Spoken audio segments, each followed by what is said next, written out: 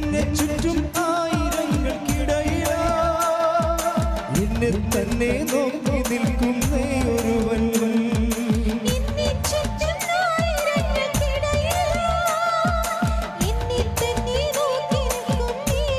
ഉച്ചത്തിൽ പാടാം. എന്നെ ചുറ്റും ആയിരങ്ങൾക്കിടയിൽ എന്നെ തന്നെ നോക്കി നിൽക്കുന്നേ ഒരുവൻ. അത് യേശുവായിരുന്നു, എന്റെ രക്ഷയായിരുന്നു, അവൻ എന്റെ ശിക്ഷയേറ്റുവാങ്ങിയിരുന്നു. അത് യേശുവായിരുന്നു, എന്റെ രക്ഷയായിരുന്നു, അവൻ എന്റെ ശിക്ഷയേറ്റുവാങ്ങിയിരുന്നു. കൈകൾ ഉയർത്തിയടിയാടിയാം. ബത്സയിദാ കുളക്കരയിലെ രോഗിയോ, ഞാൻ തളർന്നവനാകുന്നു, നിന്റെ കരുണ തേടുന്നു, വൈകല്ലേ എന്നെ മോചക. ശക്തിയോടെ ബത്സയിദാ കുളക്കരയിലെ രോഗിയോ, ഞാൻ തളർന്നവനാകുന്നു, നിന്റെ കരുണ തേടുന്നു, വൈകല്ലേ എന്നെ മോചക. രണ്ട് കൈകൾ ഉയർത്തി സ്തുതിക്കട്ടെ. ഹല്ലേലൂയ. പരിശുദ്ധ പരമദിവ്യകാരുണ്യത്തിന് ആരാധനയും സ്തുതിയും പുകഴ്ചയും ഉണ്ടായിരിക്കട്ടെ. പരിശുദ്ധ പരമദിവ്യകാരുണ്യത്തിന് ആരാധനയും സ്തുതിയും പുകഴ്ചയും ഉണ്ടായിരിക്കട്ടെ. ഇരിക്കുക.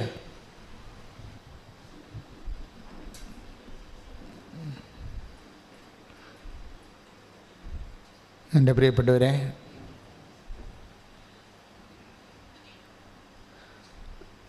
നമുക്ക് ഉടമ്പടിയിൽ ഒത്തിരിയേറെ നേർച്ച വസ്തുക്കളുണ്ട്.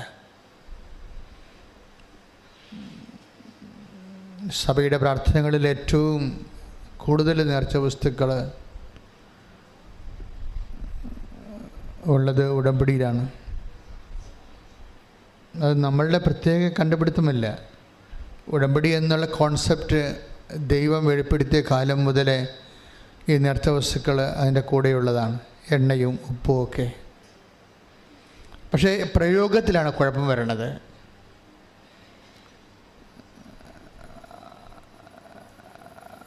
പ്രയോഗത്തിലാണ് കുഴപ്പം വരണമെന്ന് വെച്ചാൽ, കഴിഞ്ഞ ദിവസം ഒരു സാക്ഷ്യം ഉണ്ടായി. ഒരു സഹോദരൻ്റെ പറമ്പ് വിറ്റ് മാറുന്നില്ല. അത് വിറ്റ് മാറാതെ അദ്ദേഹത്തിൻ്റെ കടങ്ങൾ മാറത്തില്ല. അദ്ദേഹത്തിന് ജീവിതം മുന്നോട്ട് പോകാൻ പറ്റത്തില്ല. നമ്മളെപ്പോഴും ഉടമ്പടി എടുക്കണേ എപ്പോഴാണ്? ജീവിതം ഇനി മനുഷ്യൻ്റെ കഴിവ് കൊണ്ട് മുന്നോട്ട് പോകാൻ പറ്റത്തില്ല. എപ്പോഴാണ് പട്ടാളക്കാർ തോക്ക് താഴെ വെച്ച് കൈ ഉയർത്തണ? എപ്പോഴാണ്? തോറ്റു എന്ന് പറയുമ്പോഴാണ്, അല്ലേ? തോറ്റവനാരും പിടിച്ചു കൊല്ലത്തില്ല. അതുപോലെ ഉടമ്പടി എന്ന് പറയുന്നത് അവസാന സമർപ്പണമാണ്. ഇനി എൻ്റെ കഴിവ് കൊണ്ട് മുന്നോട്ട് പോകത്തില്ല ദൈവമേ, ഇനി നിൻ്റെ കഴിവ് എൻ്റെ ജീവിതത്തിലേക്ക് നീ ഇറക്കി തരണം. അതിനു വേണ്ടിയാണ് ദൈവം കണ്ടുപിടിച്ച ഒരു മാർഗമാണ് ഉടമ്പടി.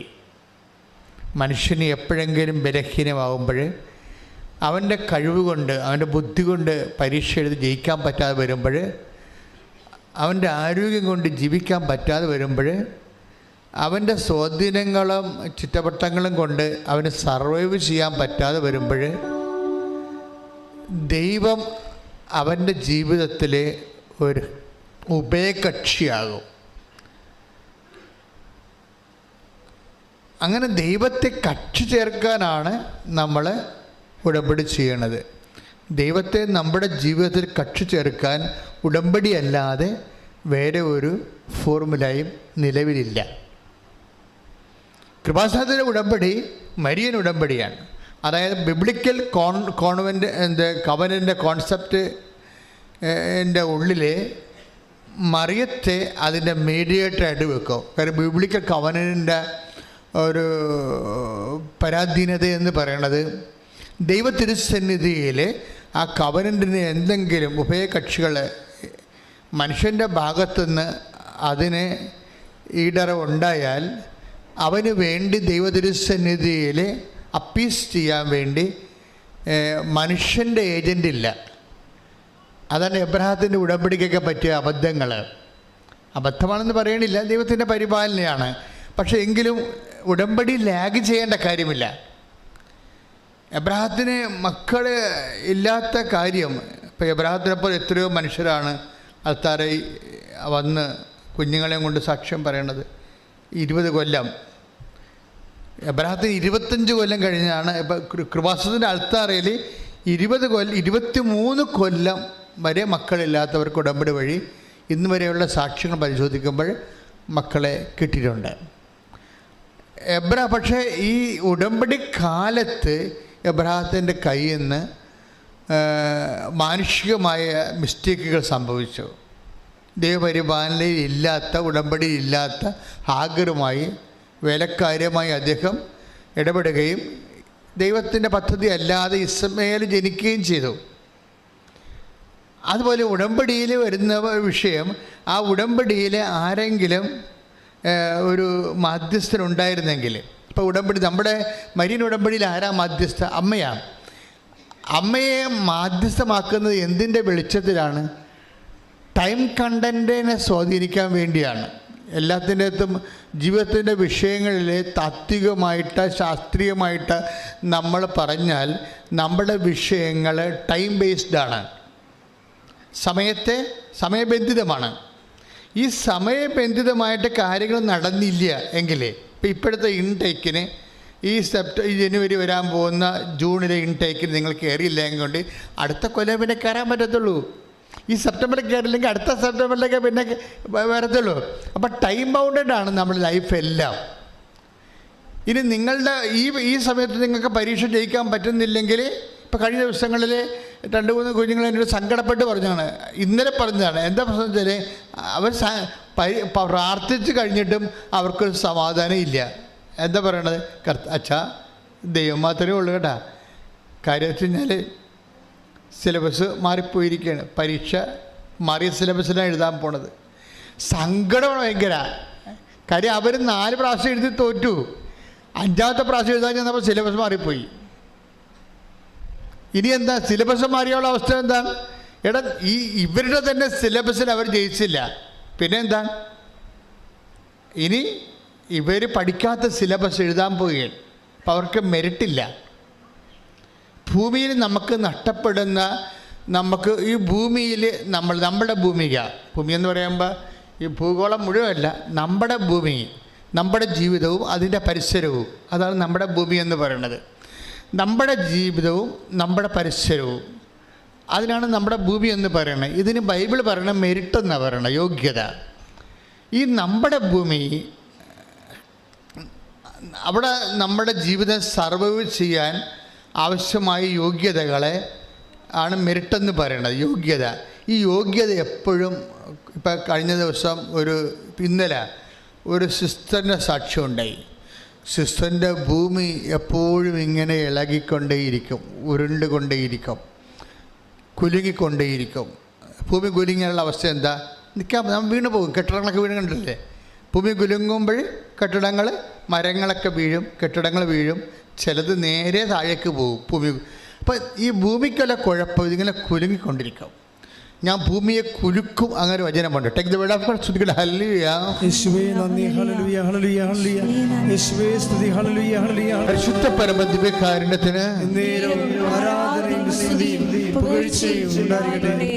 ഹഗ്ഗായി 2:6-7 തിരുവചനങ്ങൾ. ഹഗ്ഗായി പ്രവാചകന്റെ പുസ്തകം 2-ാം അധ്യായം 6-ാം വാക്യം. സൈന്യങ്ങളുടെ കർത്താവ് അരുൾ ചെയ്യുന്നു, അല്പസമയത്തിനുള്ളിൽ വീണ്ടും ഞാൻ ആകാശവും ഭൂമിയും കടലും കരയും ഇളക്കും. ഞാൻ എല്ലാ ജനതകളെയും കുലുക്കും. അങ്ങനെ എല്ലാ ജനതകളുടെയും അമൂല്യനിധികൾ ഇങ്ങോട്ട് വരും. ഈ ആലയം ഞാൻ മഹത്വപൂർണമാക്കും. സൈന്യങ്ങളുടെ കർത്താവ് അരുളിച്ചെയ്യും. ഭൂമി കുലുങ്ങുക രണ്ട് തരത്തിലാണ്. ഒന്ന് ദൈവം കുലുക്കും, പിന്നെ നമ്മൾ തന്നെ കയ്യിരിപ്പ് കൊണ്ട് കുലുക്കും. നമ്മുടെ കയ്യിരിപ്പ് കൊണ്ട് തന്നെ കുലുങ്ങും. നമ്മൾ പഠിക്കണ കാലത്ത് നമ്മൾ ഉഴപ്പുകയാണെങ്കിൽ തീർച്ചയായിട്ടും പരീക്ഷ കുളമാകും, അല്ലേ? വെള്ളം അടിച്ച് നോൻപിന് പോലും വെള്ളം അടിക്കുന്ന പാർട്ടിയുണ്ട്. അപ്പോൾ കുറച്ച് കഴിയുമ്പോൾ കുടലും പോവും, കരലും പോവും. നമ്മൾ തന്നെ കുലുക്കും. ഇനി ദൈവം നമ്മളെ വിശ്വാസത്തിലേക്ക് വരാൻ വേണ്ടി, ദൈവത്തിൻ്റെ അവകാശമാക്കാൻ വേണ്ടി ഭൂമി എന്നുള്ള വലിയ അവകാശത്തെ കെട്ടിപ്പിടിച്ച് കിടക്കുന്ന ഒരു മനുഷ്യനും ഒരിക്കലും ദൈവത്തെ കണ്ടെത്തത്തില്ല. അവൻ്റെ കഴിവ്, അവൻ്റെ ആരോഗ്യം, അവൻ്റെ ബുദ്ധി, അവൻ്റെ കോൺഫിഡൻസ്, അർപ്പിത് എന്നും പറഞ്ഞ് ഇന്നലെ ഒരു മോൻ സാക്ഷ്യം പറഞ്ഞു തോമ്പടിയിൽ നിന്ന്. ആ പറഞ്ഞ് എനിക്ക് ഓവർ കോൺഫിഡൻസാണ്. ജനിച്ച കാലം മുതൽ എൻ്റെ അവസ്ഥ അതാണ്. ജനിച്ച കാലം മുതൽ എനിക്ക് ഓവർ കോൺഫിഡൻസാണ്. കാര്യം നല്ല മാതാപിതാക്കന്മാരിൽ നിന്നും, പിന്നെ കുഞ്ഞുങ്ങളെ ശാസിക്കാതെ വളർത്തിയാലും, കുഞ്ഞുങ്ങളെ ചെയ്യുന്നതെല്ലാം ഗുഡ് എന്ന് പറഞ്ഞ് നമ്മൾ പോസിറ്റീവ് എനർജി കൊടുത്ത് വളർത്തിയാൽ പിള്ളേർക്ക് ഓവർ കോൺഫിഡൻസ് ഉണ്ടാകും. അവർക്ക് എന്തും ചെയ്യാൻ പറ്റും, എല്ലാം അവിടെ കൈപ്പിടിയിലാണെന്നുള്ള ബോധ്യം വരും. അവർ ദൈവത്തിൽ ആശ്രയിക്കത്തില്ല. ദൈവത്തിൽ ആശ്രയിക്കണമെങ്കിൽ ഞങ്ങളെപ്പോലൊക്കെ അടികൊണ്ടും അപ്പനെന്ന് കേട്ടാൽ പേടിച്ചൊക്കെ ജീവിക്കുന്ന ആൾക്കാരാണ്. കുഞ്ഞുനാളിലെ പ്രാർത്ഥിച്ച് ദൈവത്തിൽ ആശ്രയിക്കാതെ ജീവിക്കാൻ പറ്റാത്ത അവസ്ഥ ദൈവം എനിക്ക് ഉണ്ടാക്കി തന്നു. എൻ്റെ ഭൂമി കുഞ്ഞുനാളിൽ ദൈവം ഒത്തിരി പ്രാവശ്യം കുലുക്കിയിട്ടുണ്ട്. അന്നെല്ലാം ഞാൻ പരിശുദ്ധ അമ്മയെ കയറി പിടിക്കും, അല്ലെങ്കിൽ ഈശോനെ കയറി പിടിക്കും. അങ്ങനെ പിടിച്ച് ഇവിടം വരെ എത്തിയത്. എപ്പോഴും നമുക്ക് പിടിക്കാൻ നമുക്ക് ആരുടെ ആവശ്യമില്ല. സ്വത്തുണ്ട്, ആരോഗ്യമുണ്ട്, ധനമുണ്ട്, സ്വാധീനമുണ്ട്, എല്ലാം സെറ്റപ്പ് ഉണ്ടെന്ന് പറഞ്ഞിട്ട് കാര്യം. ഇതെല്ലാം ഒരു ട്രാജഡിയാണ്. നിൻ്റെ സെറ്റപ്പുകളാണ് ദൈവം കുലുക്കണത്. അതാണ് ഞാൻ ആകാശത്തെ കുലുക്കും, ഭൂമിയെ കുലുക്കും. കാര്യം ഈ ഭൂമി വെച്ചല്ലേ ഭൂമിയെ കുലുക്കാൻ പറ്റത്തുള്ളൂ. കുലുക്കില്ല എന്നുള്ള പ്രശ്നം. ഒരു കാലത്തുനിന്ന് ദൈവത്തെ അറിയാൻ പറ്റുന്നില്ല. അർപ്പിതിൻ്റെ പ്രശ്നം എന്താണ്? അർപ്പിതിങ്ങനെ വളരെ പോസിറ്റീവ് സ്ട്രോക്ക് കിട്ടിപ്പോകുകയും. അപ്പോൾ അർപ്പിതിൻ്റെ ഒരു പ്രാവശ്യം 100 ആപ്ലിക്കേഷൻ വിട്ടൊരു കമ്പനിയിലേക്ക്. അവൻ്റെ ജോലി ആദ്യമേ പോകും. അർപ്പിതിൻ്റെ ജോലി ആദ്യമേ പോകും. 10-22 വയസ്സുള്ളപ്പോൾ തന്നെ ജോലി കിട്ടി. ആ ജോലിക്ക് നല്ല ശമ്പളം ഉണ്ടായിരുന്നു. ഒരു സുപ്രഭാതത്തെ ജോലി പോയി. ഭൂമിയെ കുലുക്കി, അവൻ്റെ ആകാശം കുലുങ്ങി, അവൻ്റെ കടലിളകി. അപ്പോൾ എന്താ സംഭവിച്ചെന്ന് കഴിഞ്ഞാൽ, അങ്ങനെ കടലിളകുമ്പോൾ, അവൻ്റെ ഭൂമി കുലുങ്ങുമ്പോൾ അവനോട് അവൻ്റെ ഒരു ഫ്രണ്ട് പറയും, ഉടമ്പടി എടുത്താൽ മതിയെന്ന് പറയും. അപ്പോൾ അവൻ പറയും, നോ, എനിക്കുള്ള കോൺസെപ്റ്റ് വ്യത്യാസമുണ്ടെന്ന് പറയും. ഞാൻ ഉടമ്പടി, എൻ്റെ കോൺസെപ്റ്റ് എന്താണ്? നമ്മളിങ്ങനെ ഒരെണ്ണം ഇങ്ങനെ എഴുതി ഇട്ട് ഒരു പെട്ടിക്കൊണ്ട് ഇട്ട് എങ്ങനെയാണ് ദൈവം വർക്ക്? ദൈവം ഒരു പവറല്ലേ? ദൈവം ഒരു പവറാകുമ്പോൾ ഈ പവറിനോട് നമ്മൾ എങ്ങനെയാണ് നമ്മൾ പേഴ്സണൽ കാര്യങ്ങൾ പറയണത്? അപ്പോൾ ആളിന് വിശ്വാസമുണ്ട്, കോൺസെപ്റ്റ് വ്യത്യാസമുണ്ട്. ആളിന് വിശ്വാസമുണ്ട്, പക്ഷേ ദൈവത്തെക്കുറിച്ചുള്ള കോൺസെപ്റ്റ്, ദൈവം ഒരു പവറല്ലേ? അപ്പോൾ ഈ പവറിനോട് നമ്മളെങ്ങനെയാണ് പേഴ്സണൽ കാര്യങ്ങൾ പറയണത്? അപ്പോൾ അതുകൊണ്ട് അത് സിങ്ക് ആകണില്ല. അതുകൊണ്ട് ഉടമ്പടി എടുക്കത്തില്ല. എങ്കിൽ ഇവിടെയൊക്കെ വന്നൊക്കെ തിരിഞ്ഞ് വായിട്ടൊക്കെ നോക്കി പോകും പുള്ളി. അപ്പോൾ ഉടമ്പടി ചെയ്യാൻ പറ്റില്ല. പക്ഷേ എന്താ പ്രശ്നം വെച്ചാൽ ഉടമ്പടി ചെയ്യാൻ പറ്റത്തില്ല. കാര്യം അതായത് നമ്മൾക്ക് ദൈവത്തെക്കുറിച്ച് കൃത്യമായ വെളിപാടുകൾ വേണം. അത് വചനമാണ് നമുക്ക് നൽകണത്. ദൈവം പവർ മാത്രമല്ല, പിന്നെ എന്താണ്? പേഴ്സൺ കൂടിയാണ്. അതാണ് വിഷയം. അതാണ് നമ്മൾ 1 കൊറിന്ത്യൻസ് വായിക്കണത്, അല്ലേ? 1:24. Take the word of God. സ്തുതിക്കട്ടെ. യേശുവേ നന്ദി. ഹല്ലേലൂയ, ഹല്ലേലൂയ, ഹല്ലേലൂയ. യേശുവേ സ്തുതി. ഹല്ലേലൂയ, ഹല്ലേലൂയ. 1 കൊരിന്തോസ് 1:24. 1 കൊരിന്തോസ് 1:24. വിളിക്കപ്പെട്ടവർക്ക്, ഒന്ന് പറഞ്ഞേ, വിളിക്കപ്പെട്ടവർക്ക് യഹൂദരോ ഗ്രീക്കുകാരോ ആകട്ടെ, എനിബഡി അതാണ് ആരായാലും, ക്രിസ്തു ദൈവത്തിന്റെ ശക്തിയും ദൈവത്തിന്റെ ജ്ഞാനവുമാണ്. ക്രിസ്തു ഒരേ സമയം തന്നെ പവർ മാത്രമല്ല, ദൈവത്തിന്റെ ശക്തി മാത്രമല്ല, പിന്നെ എന്താണ്? ദൈവത്തിന്റെ ജ്ഞാനമാണ്, അറിവാണ്, കോൺഷ്യസ് ആണ്, പേഴ്സൺ ആണ്. അപ്പോൾ ഒരേ സമയം തന്നെ ക്രിസ്തു നമ്മളെങ്ങനെയാണ് ഈ പവറിനോടല്ല ഇൻട്രാക്ട് ചെയ്യണത്? ഒരു ജ്ഞാനം, നമ്മുടെ അവസ്ഥകളെ എല്ലാം അറിയുന്ന ഒരാളിനോടാണ് നമ്മൾ നമ്മുടെ സങ്കടങ്ങൾ പറയണത്. അതാണ് ദൈവത്തിൻ്റെ ജ്ഞാനം. ദൈവത്തിൻ്റെ അപ്പോൾ ഒരേ സമയം തന്നെ ക്രിസ്തു ഒരു പേഴ്സണുമാണ്, ഒരു വ്യക്തിയുമാണ്, ഒരു ശക്തിയുമാണ്. ഇനി എന്താ നമ്മുടെ ജീവിതത്തിൽ സംഭവിക്കുന്നത്? ഈ യേശുവിൻ്റെ രണ്ട് ഫാക്കൽറ്റികളും ഒരുപോലെ നമ്മളിലേക്ക് വർക്കൗട്ട് ചെയ്താൽ മാത്രമേ നമ്മളുടെ ഈ ഭൂമി കുലുങ്ങുമ്പോൾ നമുക്ക് പിടിച്ചു നിൽക്കാനും കരകയറാനും പറ്റത്തുള്ളൂ. പക്ഷെ ഒരിക്കലും അർപ്പിത് വന്ന് അമ്മയുടെ നിർബന്ധം കൊണ്ട് വന്ന് ഉടമ്പടി എടുത്ത് കഴിഞ്ഞിട്ട് പിന്നെ ഇവൻ്റെ ലൈഫിൽ ഇവനത് കുറച്ചൊക്കെ ചെയ്യും, കുറച്ച് ചെയ്യത്തില്ല. അപ്പം അതിൻ്റെ ലാഗിങ് ഉടമ്പടിയിലുണ്ടാകും. പിന്നെ ഉടമ്പടി പുതുക്കാൻ വരുമ്പോൾ പെട്ടെന്ന് ഉടമ്പടി പുതുക്കി 5 മിനിറ്റ് കഴിയുമ്പോൾ തന്നെ ഇവന് ജോലി കിട്ടും, നല്ല ശമ്പളത്തിൽ ജോലി കിട്ടും. ഉടമ്പടി പുതുക്കി 5 മിനിറ്റ് കഴിയുമ്പോൾ തന്നെ ജോലി കിട്ടും. ശരിക്കും പറഞ്ഞാൽ ഞാനാണ് ദൈവമെങ്കിൽ കൊടുക്കത്തില്ല. എന്താ കാര്യം? ഇവൻ ഉടമ്പടി ഉഴപ്പിയിട്ടുണ്ട്. അപ്പോൾ ദൈവം വളരെ കരുണയുള്ള ആളാണ്. നമ്മുടെ കയ്യിൽ നിന്ന് മിസ്റ്റേക്ക് ഉണ്ടായാലും വളരെ, അതുകൊണ്ടാണ് നമ്മൾ ദൈവം എന്ന് പറയണത്. അല്ലെങ്കിൽ പിന്നെ മനുഷ്യൻ എന്നാൽ ജോസഫ് ചേർന്ന് പറഞ്ഞാൽ മതിയല്ല. അതിൻ്റെ പ്രശ്നം തന്നെ ദൈവം. അപ്പം നമ്മളുടെ മെറിറ്റുകൾ, നമ്മൾ രക്ഷപ്പെടാനുള്ള കണ്ടൻറ്റുകൾ, ഇപ്പം നിനക്ക് ബോധ്യം കിട്ടിയില്ല, ഉടമ്പടി ചെറുതായിട്ട് ഉഴപ്പിപ്പോയെങ്കിലും ദൈവം നിന്നെ താങ്ങും. അപ്പം അപ്പം പെട്ടെന്ന് അർപ്പിതിന് ഒരു ഭാവമാറ്റം പറ്റും. കാര്യം ഇങ്ങനെ പെട്ടെന്ന് ഈ അമ്മയടുത്ത് വന്ന് പുതുക്കിയപ്പോൾ തന്നെ ജോലി കിട്ടിയപ്പോഴും വിചാരിക്കാത്ത ശമ്പളം കിട്ടി. അപ്പോൾ കുറച്ച് ആ ശമ്പളത്തിൻ്റെ ഒരു ഹാങ് ഓവറിൽ പുള്ളി കുറേ നാളൊക്കെ ഉടമ്പടിയൊക്കെ ചെയ്തൊക്കെ നടന്നേച്ചും പെട്ടെന്ന് പുള്ളിക്ക് വേറെ ഒരു കണ്ട കയറി, സാത്താൻ കയറി. ഈ പ്രതിപക്ഷവും സാത്താനും നമ്മുടെ ഉള്ളിൽ തന്നെ ഉണ്ടാകും. നമ്മുടെ ഉള്ളിൽ തന്നെ ആൻറ്റിബോഡി വർക്കൗട്ട്, സ്പിരിച്വലായിട്ട് ലൈഫിനും ആൻറ്റിബോഡികളുണ്ട്. അത് നമ്മുടെ സ്പിരിച്വൽ ആയിട്ട് നമ്മൾ പോകുമ്പോൾ തന്നെ അതിൻ്റെ ആൻറ്റിബോഡി വർക്കൗട്ട് ചെയ്യും. അതിന് വർക്കൗട്ട് ചെയ്യണം എന്താണെന്ന് വെച്ച് കഴിഞ്ഞാൽ അർപ്പിനോട് പറയും, ഇത് ശമ്പളം നല്ലത് കിട്ടി, അത് നിൻ്റെ കഴിവ് കൊണ്ടാണ്, അത് കഴിവ് കൊണ്ടാണ് നിനക്ക് കിട്ടിയെന്ന് പറയും. അർപ്പിത് ഉടമ്പടി പുതുക്കി അർപ്പിന് എപ്പോഴും ഒരു മെൻറ്ററുണ്ട്. ഉടമ്പടിയുടെ ഏറ്റവും ഇന്നുവരെ ഞാൻ കണ്ടിട്ടുള്ളത് ഉടമ്പടി ഏറ്റവും വലിയ മെൻറ്റർമാർ അമ്മമാരാണ്. അമ്മമാരുടെ ചില വിഷയങ്ങളെക്കുറിച്ച് എനിക്ക് വ്യക്തിപരമായ അവരുടെ ആധ്യാത്മികതയെക്കുറിച്ചൊക്കെ അഭിപ്രായ വ്യത്യാസം ഉണ്ടെങ്കിലും ഫെയ്ത്ത് പ്രൊമോട്ടേഴ്സ് എന്ന രീതിയിൽ അമ്മമാർക്ക് 60% കൂടുതൽ മാർക്കാണ് അപ്പന്മാരെക്കാൾ ഉപരി. അപ്പം അമ്മ മരിച്ചു എന്ന് പറഞ്ഞാൽ വിശ്വസിക്കാനുള്ള സാഹചര്യം മരിച്ചു എന്നതിൻ്റെ അർത്ഥം. ഒരു കുടുംബത്തിൽ അമ്മ മരിച്ചു എന്ന് പറഞ്ഞാലേ, ഇപ്പം അമ്മമാർ ഗൾഫിൽ പോകണം, അമേരിക്കയിൽ പോകണം, കാനഡയിൽ പോകണം എന്നൊക്കെ പറഞ്ഞില്ലേ, അതായത് വിശ്വാസത്തിൽ അവർ ഡീപ്പോർട്ട് ചെയ്ത് പോവുകയാണ്. ഇങ്ങനെ നമ്മുടെ അമ്മ നമ്മുടെ കൂടെ ഉണ്ടെന്നുണ്ടെങ്കിൽ എപ്പോഴും നമ്മൾക്ക് ഇങ്ങനെ ഓരോരോ കാര്യങ്ങൾ സംഭവിക്കുമ്പോൾ അമ്മയാണ് നമ്മൾ പറയണത്, അങ്ങനെയല്ല മോനെ വെയിറ്റ്, അമ്മ പറയുമ്പോൾ നമുക്ക് കുറച്ചുകൂടി ഇഷ്ടപ്പെടും. എന്താ കാര്യം?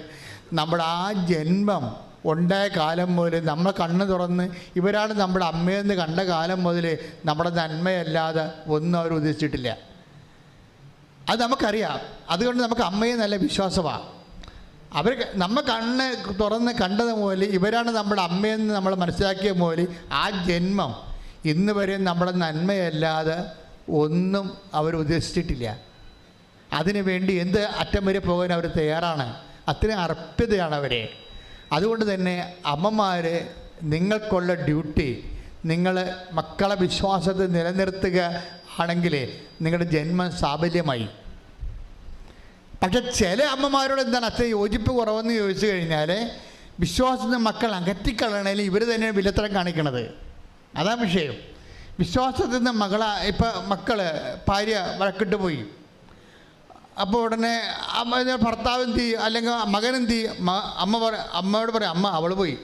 അപ്പോൾ അമ്മ എന്ത് പറയും? അവൾ പോണേ പോട്ടറ, ഞങ്ങൾക്ക് വേറെ പെണ്ണെ കിട്ടുമെന്ന് പറയും. ഉടനെ ഈ പിശാച് ഉടനെ അത് പറയും. അമ്മ പെട്ടെന്ന് പിശാച്ചായിട്ട് മാറും. മകനോടുള്ള താല്പര്യം കൊണ്ട് ദൈവത്തെ മറന്ന് അവർ നമുക്ക് ഡയലോഗ് പറഞ്ഞു തരും. അവൾ പോണേ പോട്ടറ, നമുക്ക് വേറെ പെണ്ണെ കിട്ടുമെന്ന് പറയും. അപ്പോഴമ്മ പറഞ്ഞില്ലേ, പിന്നെ നമുക്ക് എന്താ, അവൾ പോണേ പോട്ടെ. അപ്പോൾ പല കുടുംബങ്ങളും നശിപ്പിച്ചതിൽ അമ്മമാർ കൃത്യമായ പങ്കുണ്ട് അമ്മമാർക്ക്. അപ്പോൾ എപ്പോഴും നമ്മൾ ശ്രദ്ധിക്കേണ്ട ഇതാണ്, നിങ്ങൾ ദൈവത്തെ മറന്ന് മകനാണ് മകളാണ് എന്നൊക്കെ പറഞ്ഞിട്ട് കാര്യമില്ല, അമ്മയാണെന്നൊരു കാര്യമില്ല.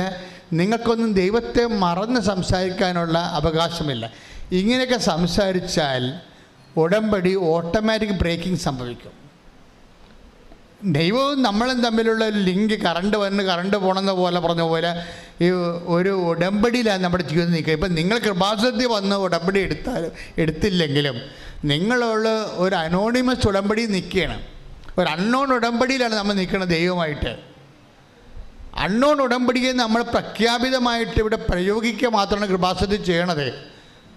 അൺനോണായിട്ട് ഒരു ദൈവമായിട്ട് നമുക്കൊരു ഉടമ്പടി ഉണ്ട്. പക്ഷേ അത് ബ്രേക്കായി പോയി ചില ആൾക്കാർക്ക്. ദൈവത്തിനേക്കാൾ വലിയ പ്രാധാന്യം മക്കൾക്കോ ജോലിക്കോ വീടിനോ വിവാഹത്തിനോ പ്രണയത്തിനോ ഒക്കെ കൊടുത്തു കഴിയുമ്പോൾ എന്ന് ഉടമ്പടി കണ്ടിച്ചു പോകും. എപ്പോഴും നമ്മൾ സംഭവിക്കും ഉടമ്പടി എപ്പോഴാണ് ഈ നമ്മൾ ദൈവമായിട്ടുള്ള എന്തുകൊണ്ട് നിങ്ങൾക്ക് തകർച്ച സംഭവിക്കണത്? അതിൻ്റെ സംബന്ധിച്ച് ഈ അൺനോൺ ഉടമ്പടി, അപ്രഖ്യാപിതമായിട്ടുള്ള അനോണിമസ് ആയിട്ടുള്ളൊരു ഉടമ്പടിയുണ്ട്, അജ്ഞാതമായ ഉടമ്പടി. പെട്ടെന്ന് അത് പ്രകടമല്ലാത്തൊരു ഉടമ്പടിയുണ്ട്. ഈ പ്രകടമല്ലാത്ത ഉടമ്പടി നിങ്ങൾ ദൈവത്തിനേക്കാൾ പ്രാധാന്യം ആർക്ക് കൊടുക്കുന്നുവോ, വ്യക്തിക്ക് കൊടുക്കാം, സൗന്ദര്യത്തിന് കൊടുക്കാം. ഒരു ദിവസം ഒരു കൊച്ചിനോട് പറഞ്ഞു, നീ എന്താണ്ട് വേദപാഠത്തിന് വന്നില്ലല്ല? അവ പറഞ്ഞു ഉടുപ്പില്ല. ഉടുപ്പ് അവർക്കുണ്ടെന്ന് എനിക്കറിയാം. പക്ഷേ എന്താ പ്രശ്നം വെച്ച് കഴിഞ്ഞാൽ അവളുടെ അമ്മ അവളെ ട്രെയിൻ ചെയ്തിരിക്കുക. അവൾ 6ാം ക്ലാസ്സുകാരത്തിയാണ്. അവൾ ഒരു സുന്ദരിക്കുട്ടിയാണ്. പക്ഷേ ഞാൻ അവളുടെ വീട് പഞ്ചരിക്കാൻ ചെന്നപ്പോൾ അവളുടെ അലമാരി തന്നെ ഏതാണ്ട് ഈ നമ്മുടെ എന്നൊക്കെ പേരൊന്നും അറിയാൻ പാടില്ല, ലിപ്സ്റ്റിക്ക് പോലെ ഉപയോഗിക്കുന്ന ഷെയ്ഡുകളിരിക്കുകയാണ്. ഷെയ്ഡുകൾ എത്ര ഷെയ്ഡുണ്ട്? ഒരു 10-24 ഷെയ്ഡുണ്ട്. അവരുടെ അമ്മ ബ്യൂട്ടീഷ്യൻ കോഴ്സ് നടത്തുകയൊന്നുമല്ല, അവർ സാധാരണ ഒരു ഹൗസ് വൈഫാണ്. പക്ഷേ കുഞ്ഞിൻ്റെ ഉടുപ്പിന് പറ്റുന്ന രീതിയിലുള്ള ഷെയ്ഡുകൾ ഉണ്ടാക്കി വെച്ചിരിക്കുകയാണ്. ഒരു ദിവസം ഉടുപ്പിന് പറ്റിയ ഷെയ്ഡില്ല, വേദപാഠത്തിൽ പോണില്ല. അതാണ് സംഭവം. ഉടുപ്പിന് പറ്റിയ ഷെയ്ഡ് ചുണ്ടത്തേക്കാൻ ഇല്ലാന്ന് കാരണം കുഞ്ഞ് വേദപാഠത്തിൽ പോയിട്ടില്ല. ഞാനത് കൈയോടെ പിടിച്ചു സാധനത്തിന് രണ്ടിനെ, അമ്മേനെ മകളെ പിടിച്ചു. ഞാൻ അപ്പം നിങ്ങളുടെ ജീവിതം ഇവിടെ വെച്ച് പട്ടി ചാകണം, അവർ ചത്ത് തിരികെയുള്ളൂ. കാര്യം നിങ്ങൾക്ക് എന്താ, നിങ്ങളുടെ ചുണ്ടിനേക്കാളും ഉടുപ്പിനേക്കാളും കുഞ്ഞിനേക്കാളും വലുത്, ദൈവത്തേക്കാൾ വലുത് അതാണ്. അവിടെ വെച്ച് നമ്മൾ ദൈവവുമായിട്ടുള്ള ഉടമ്പടി ബ്രേക്കായിപ്പോയി. ഈ ഉടമ്പടി, നിലവിലിരിക്കുന്ന ഉടമ്പടി അറിയാതെ ബ്രേക്കായി പോകാതിരിക്കാൻ വേണ്ടിയാണ് ആദ്യത്തെ കവനൻ്റ്. എന്താണ്? നിൻ്റെ കർത്താവായ ദൈവം ഞാനാകുന്നു, ഞാൻ ഇല്ലാതെ മറ്റൊരു ദൈവം നിനക്ക് ഉണ്ടാവരുത്. മറ്റൊരു ദൈവം എന്ന് പറഞ്ഞാൽ എന്താണ്?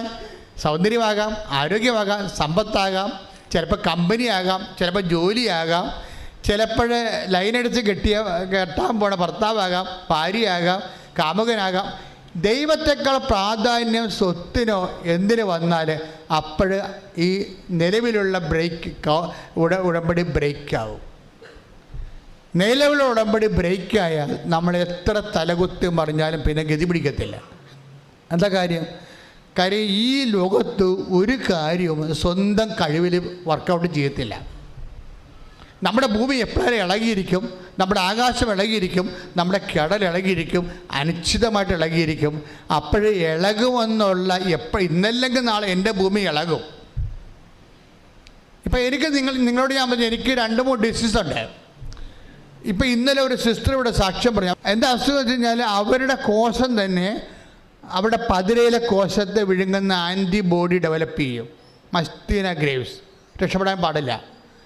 അവസാനം റെസ്പിറേറ്ററി പോകും, അതായത് ശ്വസിക്കാനുള്ള ആ ഒരു സംഭവം വന്ന് പതിരകളുടെ കോശങ്ങളെ വിഴുങ്ങും, പതിരകളുടെ കോശങ്ങളെ ചുരുക്കും, പിന്നെ സംസാരിക്കാൻ പറ്റത്തില്ല. തൈമസ് ഇവിടെ ഇരിക്കുന്ന 2 ഗ്രന്ഥികൾ ഓപ്പറേറ്റ് ചെയ്യാൻ പറയും. ഓപ്പറേറ്റ് ചെയ്യാൻ പറയുമ്പോൾ അവർക്ക് ഭയങ്കര സങ്കടം വരും. അവരുടെ ഭൂമി കുലുങ്ങുകയാണ്, അവിടെ ആകാശം കുലുങ്ങുകയാണ്, അവിടെ കടൽ ഇളകുകയാണ്. എന്താ ഡോക്ടർ പറയേണ്ടത്? നിങ്ങൾക്ക് ഇനി സംസാരിക്കാൻ പറ്റത്തില്ല. ഓപ്പറേഷൻ കഴിഞ്ഞാൽ ചിലപ്പോൾ കണ്ണും തുറക്കത്തില്ല. ഓപ്പറേഷൻ കഴിഞ്ഞാൽ പിന്നെ നിങ്ങൾ കണ്ണും തുറക്കത്തില്ല, നിങ്ങൾക്ക് സംസാരിക്കാനും പറ്റത്തില്ല. ഇത് ഡോക്ടർ നേരിട്ട് പറയുകയാണ്. പണ്ടത്തെ കാലത്ത് അല്ല, മരിക്കാൻ പോണ രോഗിയോട് നേരെ അങ്ങോട്ട് ഡോക്ടർ പറയും. എന്നുവെച്ചാൽ നിങ്ങൾ ചാകും, അതിന് ഞാൻ ഉത്തരവാദിയല്ലെന്നാണ് പറയുന്നത്. അത് മെഡിക്കൽ ഗ്രൗണ്ടാണത്. പണ്ടിങ്ങനെ ഡോക്ടർമാർ പറയത്തില്ല, സാരമില്ല ശരിയാവും എന്നേ പറയത്തുള്ളൂ. ഇപ്പോൾ ലക്ഷങ്ങൾ മേടിച്ചാലും അവർ പറയും ശരിയാകത്തില്ലെന്ന് പറയും. അത് നിങ്ങളുടെ ആശുപത്രി ഫീസ്. പക്ഷെ ഇതുകൊണ്ട് ഇത് ശരിയാകാൻ നിർബന്ധമില്ല. അപ്പോൾ മുഖത്ത് നോക്കി പറയും. അപ്പോൾ നമുക്ക് ഉള്ള ഊര് കൂടി പോകും, നമ്മുടെ ഉള്ള ഭൂമി കൂടി ഇളകും, നമ്മുടെ കടൽ ഇളകും, നമ്മുടെ ആകാശം ഇളകും. അപ്പോൾ ഇങ്ങനെയെല്ലാം ഇളകിക്കൊണ്ടിരിക്കുമ്പോൾ ഇവരുടെ അമ്മ വന്ന്, ഈ സിസ്റ്ററിൻ്റെ അമ്മ, സിസ്റ്റർ MBBS സ്റ്റുഡൻ്റാണ് സെൻറ്റ് ജോൺ മെഡിക്കൽ കോളേജിൽ. അവരപ്പോൾ അവരുടെ അവസ്ഥ എന്താ? അവർക്കാണ് സെൻറ്റ് ജോൺ മെഡിക്കൽ കോളേജിൽ അൽഫോൻസ മറിയം എന്നുള്ള സിസ്റ്റർ ഇന്നലെ സാക്ഷ്യം പറഞ്ഞതാണ്. അവരുടെ അസുഖം എന്താണ്? ഇപ്പം തൈമസ് ഓപ്പറേറ്റ് ചെയ്ത് കളയാൻ പോവുകയാണ്. അവർക്ക് തൈമസ് ഓപ്പറേറ്റ് ചെയ്ത് കളയണതിന് ഒപ്പം തിയേറ്ററിൽ വെച്ച് പറയും സംസാരിക്കാൻ പറ്റത്തില്ല, ഇനി ചിലപ്പോൾ അത് കണ്ണും തുറക്കത്തില്ല, പക്ഷെ നമുക്കിതെല്ലാം വേറെ ഓപ്ഷൻ ഇല്ലെന്ന് പറയും. വേറെ ഓപ്ഷൻ ഇല്ല. അപ്പോൾ അവരുടെ അമ്മ പറയും, അമ്മ എന്താ പറയണത്? നമ്മൾ ഉടമ്പടി എടുത്തിട്ടുണ്ട് മകളെ എന്ന് പറയും. ഈ മെഡിക്കൽ സ്റ്റുഡൻറ്റിനോട് അവരെന്താ പറയണത്? അമ്മ എന്താ പറയണത്? നമ്മൾ ഉടമ്പടി എടുത്തിട്ടുണ്ട്, നിൻ്റെ ഊരും എൻ്റെ ആയുസ്സും ഞാൻ ഏൽപ്പിക്കേണ്ട സ്ഥലത്ത് കൃത്യം ഏൽപ്പിച്ചിട്ടുണ്ട്, എൻ്റെ മകൾ പോകുമെന്ന് പറയും. അതാണ് അമ്മ എന്ന് പറയണത്. അതായത് നിങ്ങളിത് നമ്മുടെ ഒരു ജീവിതമാണ് ഈ സംഭവം. ഈ ജീവിതത്തിൽ ചില സമയത്ത് പെട്ടെന്ന്, അപ്പോൾ ആ സിസ്റ്റർ പറയുന്ന ഒരു വാക്കുണ്ട്, ഞാൻ രോഗിയായത് കാരണം എനിക്ക് എല്ലാവരുടെയും രോഗങ്ങളെ മനസ്സിലാക്കാൻ കഴിയും. ഇതാണല്ല പ്രശ്നം മനുഷ്യൻ കൂടുതൽ സ്വാർത്ഥനായി പോകുന്നതിൻ്റെ കാരണം മറ്റു മനുഷ്യരെ മനസ്സിലാക്കാൻ കഴിയാത്തത് കൊണ്ടാണ്. ഞാൻ രോഗിയായത് കാരണം, ഇപ്പോൾ എന്നെ സംബന്ധിച്ചത് എൻ്റെ അവസ്ഥ എന്താണ്?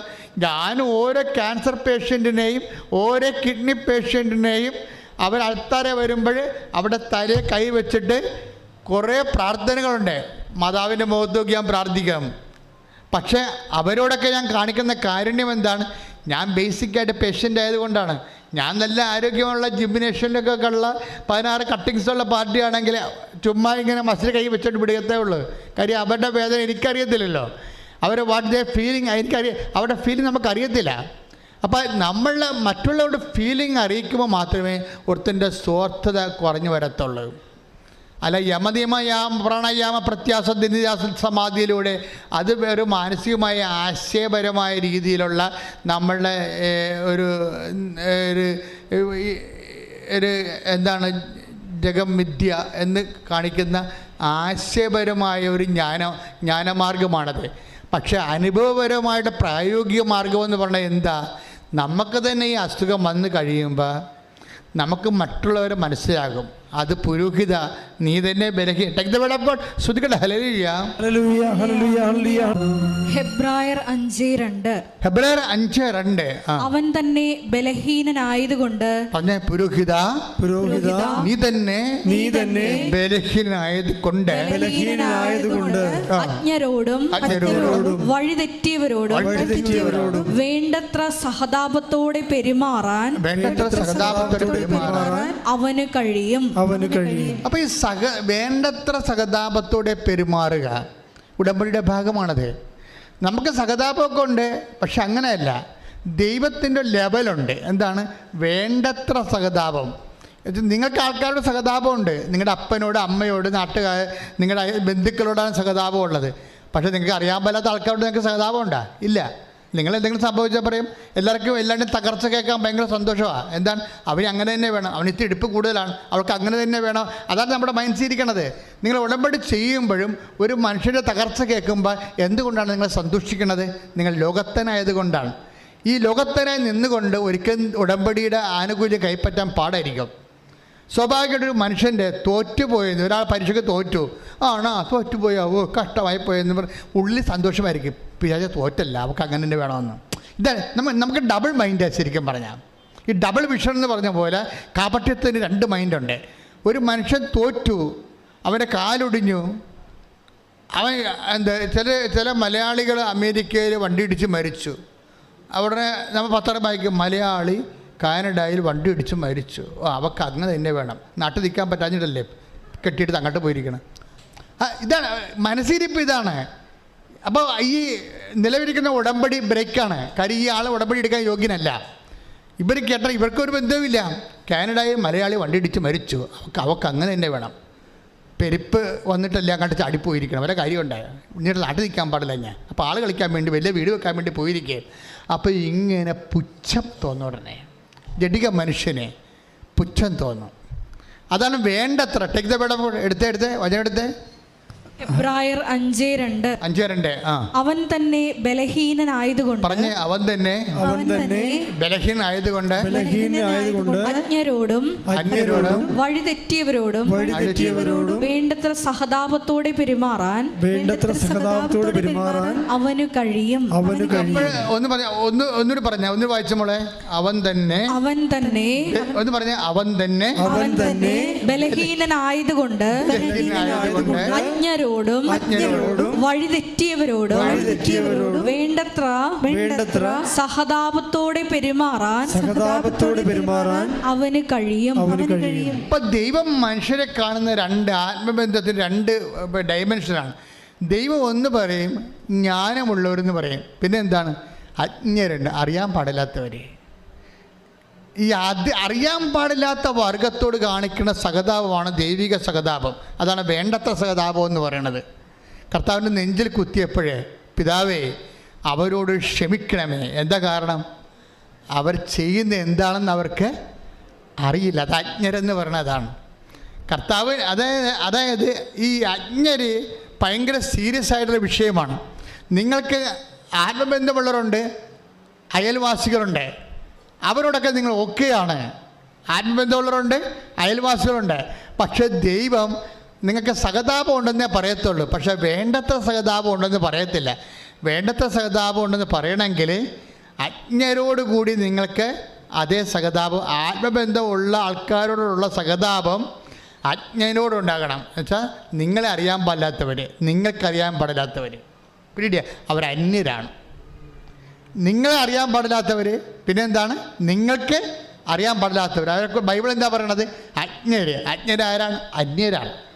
അപ്പം അജ്ഞരെന്ന് പറയുന്ന അന്യരോട് വേണ്ടത്ര സഹതാപം തോന്നാൻ എന്ന് കഴിഞ്ഞാൽ നിങ്ങൾ ക്രിസ്തുവിൻ്റെ മനസ്സുടനെ സ്വീകരിക്കും.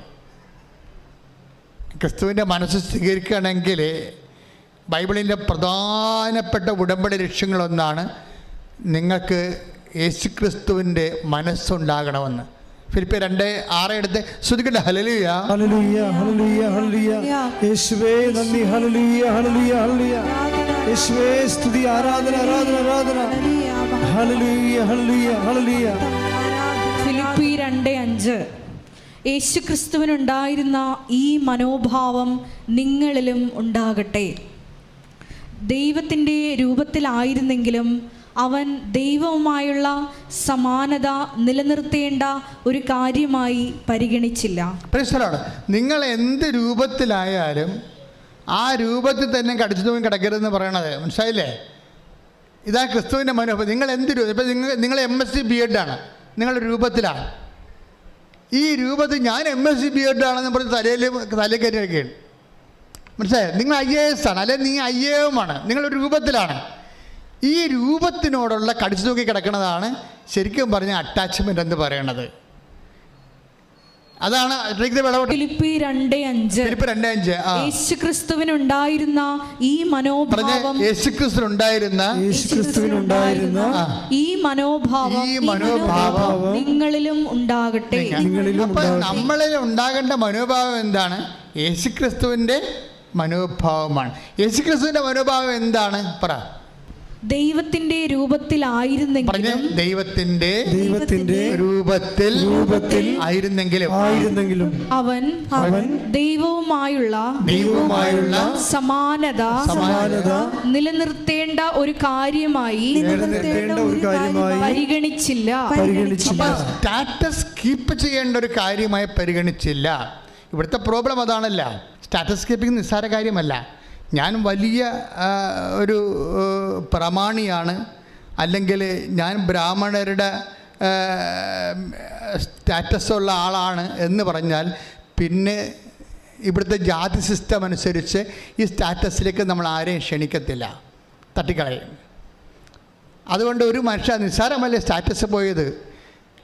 അപ്പോൾ നമ്മുടെ മനസ്സിലൊക്കെ ഇന്നും വ്യക്തികളുടെ സ്റ്റാറ്റസ് എന്ന് പറയുന്ന സുവിശേഷ വിരുദ്ധമായ, ദൈവിക വിരുദ്ധമായ ഒരു ജാതി സവർണ ചിന്ത ഉള്ളിലുണ്ട്. ഇത് നിസ്സാര കാര്യമല്ല. യേശുക്രിസ്തുവിൻ്റെ മനോഭാവത്തിനെതിരാ. ഇതിന് ട്രീറ്റ് ചെയ്യാതെ കേരള സഭ ക്രിസ്തുവിനെ സ്വീകരിച്ചെന്ന് പറയാൻ പറ്റത്തില്ല. വ്യക്തികൾ സ്വീകരിക്കാതെ എങ്ങനെയാണ് സഭ സ്വീകരിക്കണത്?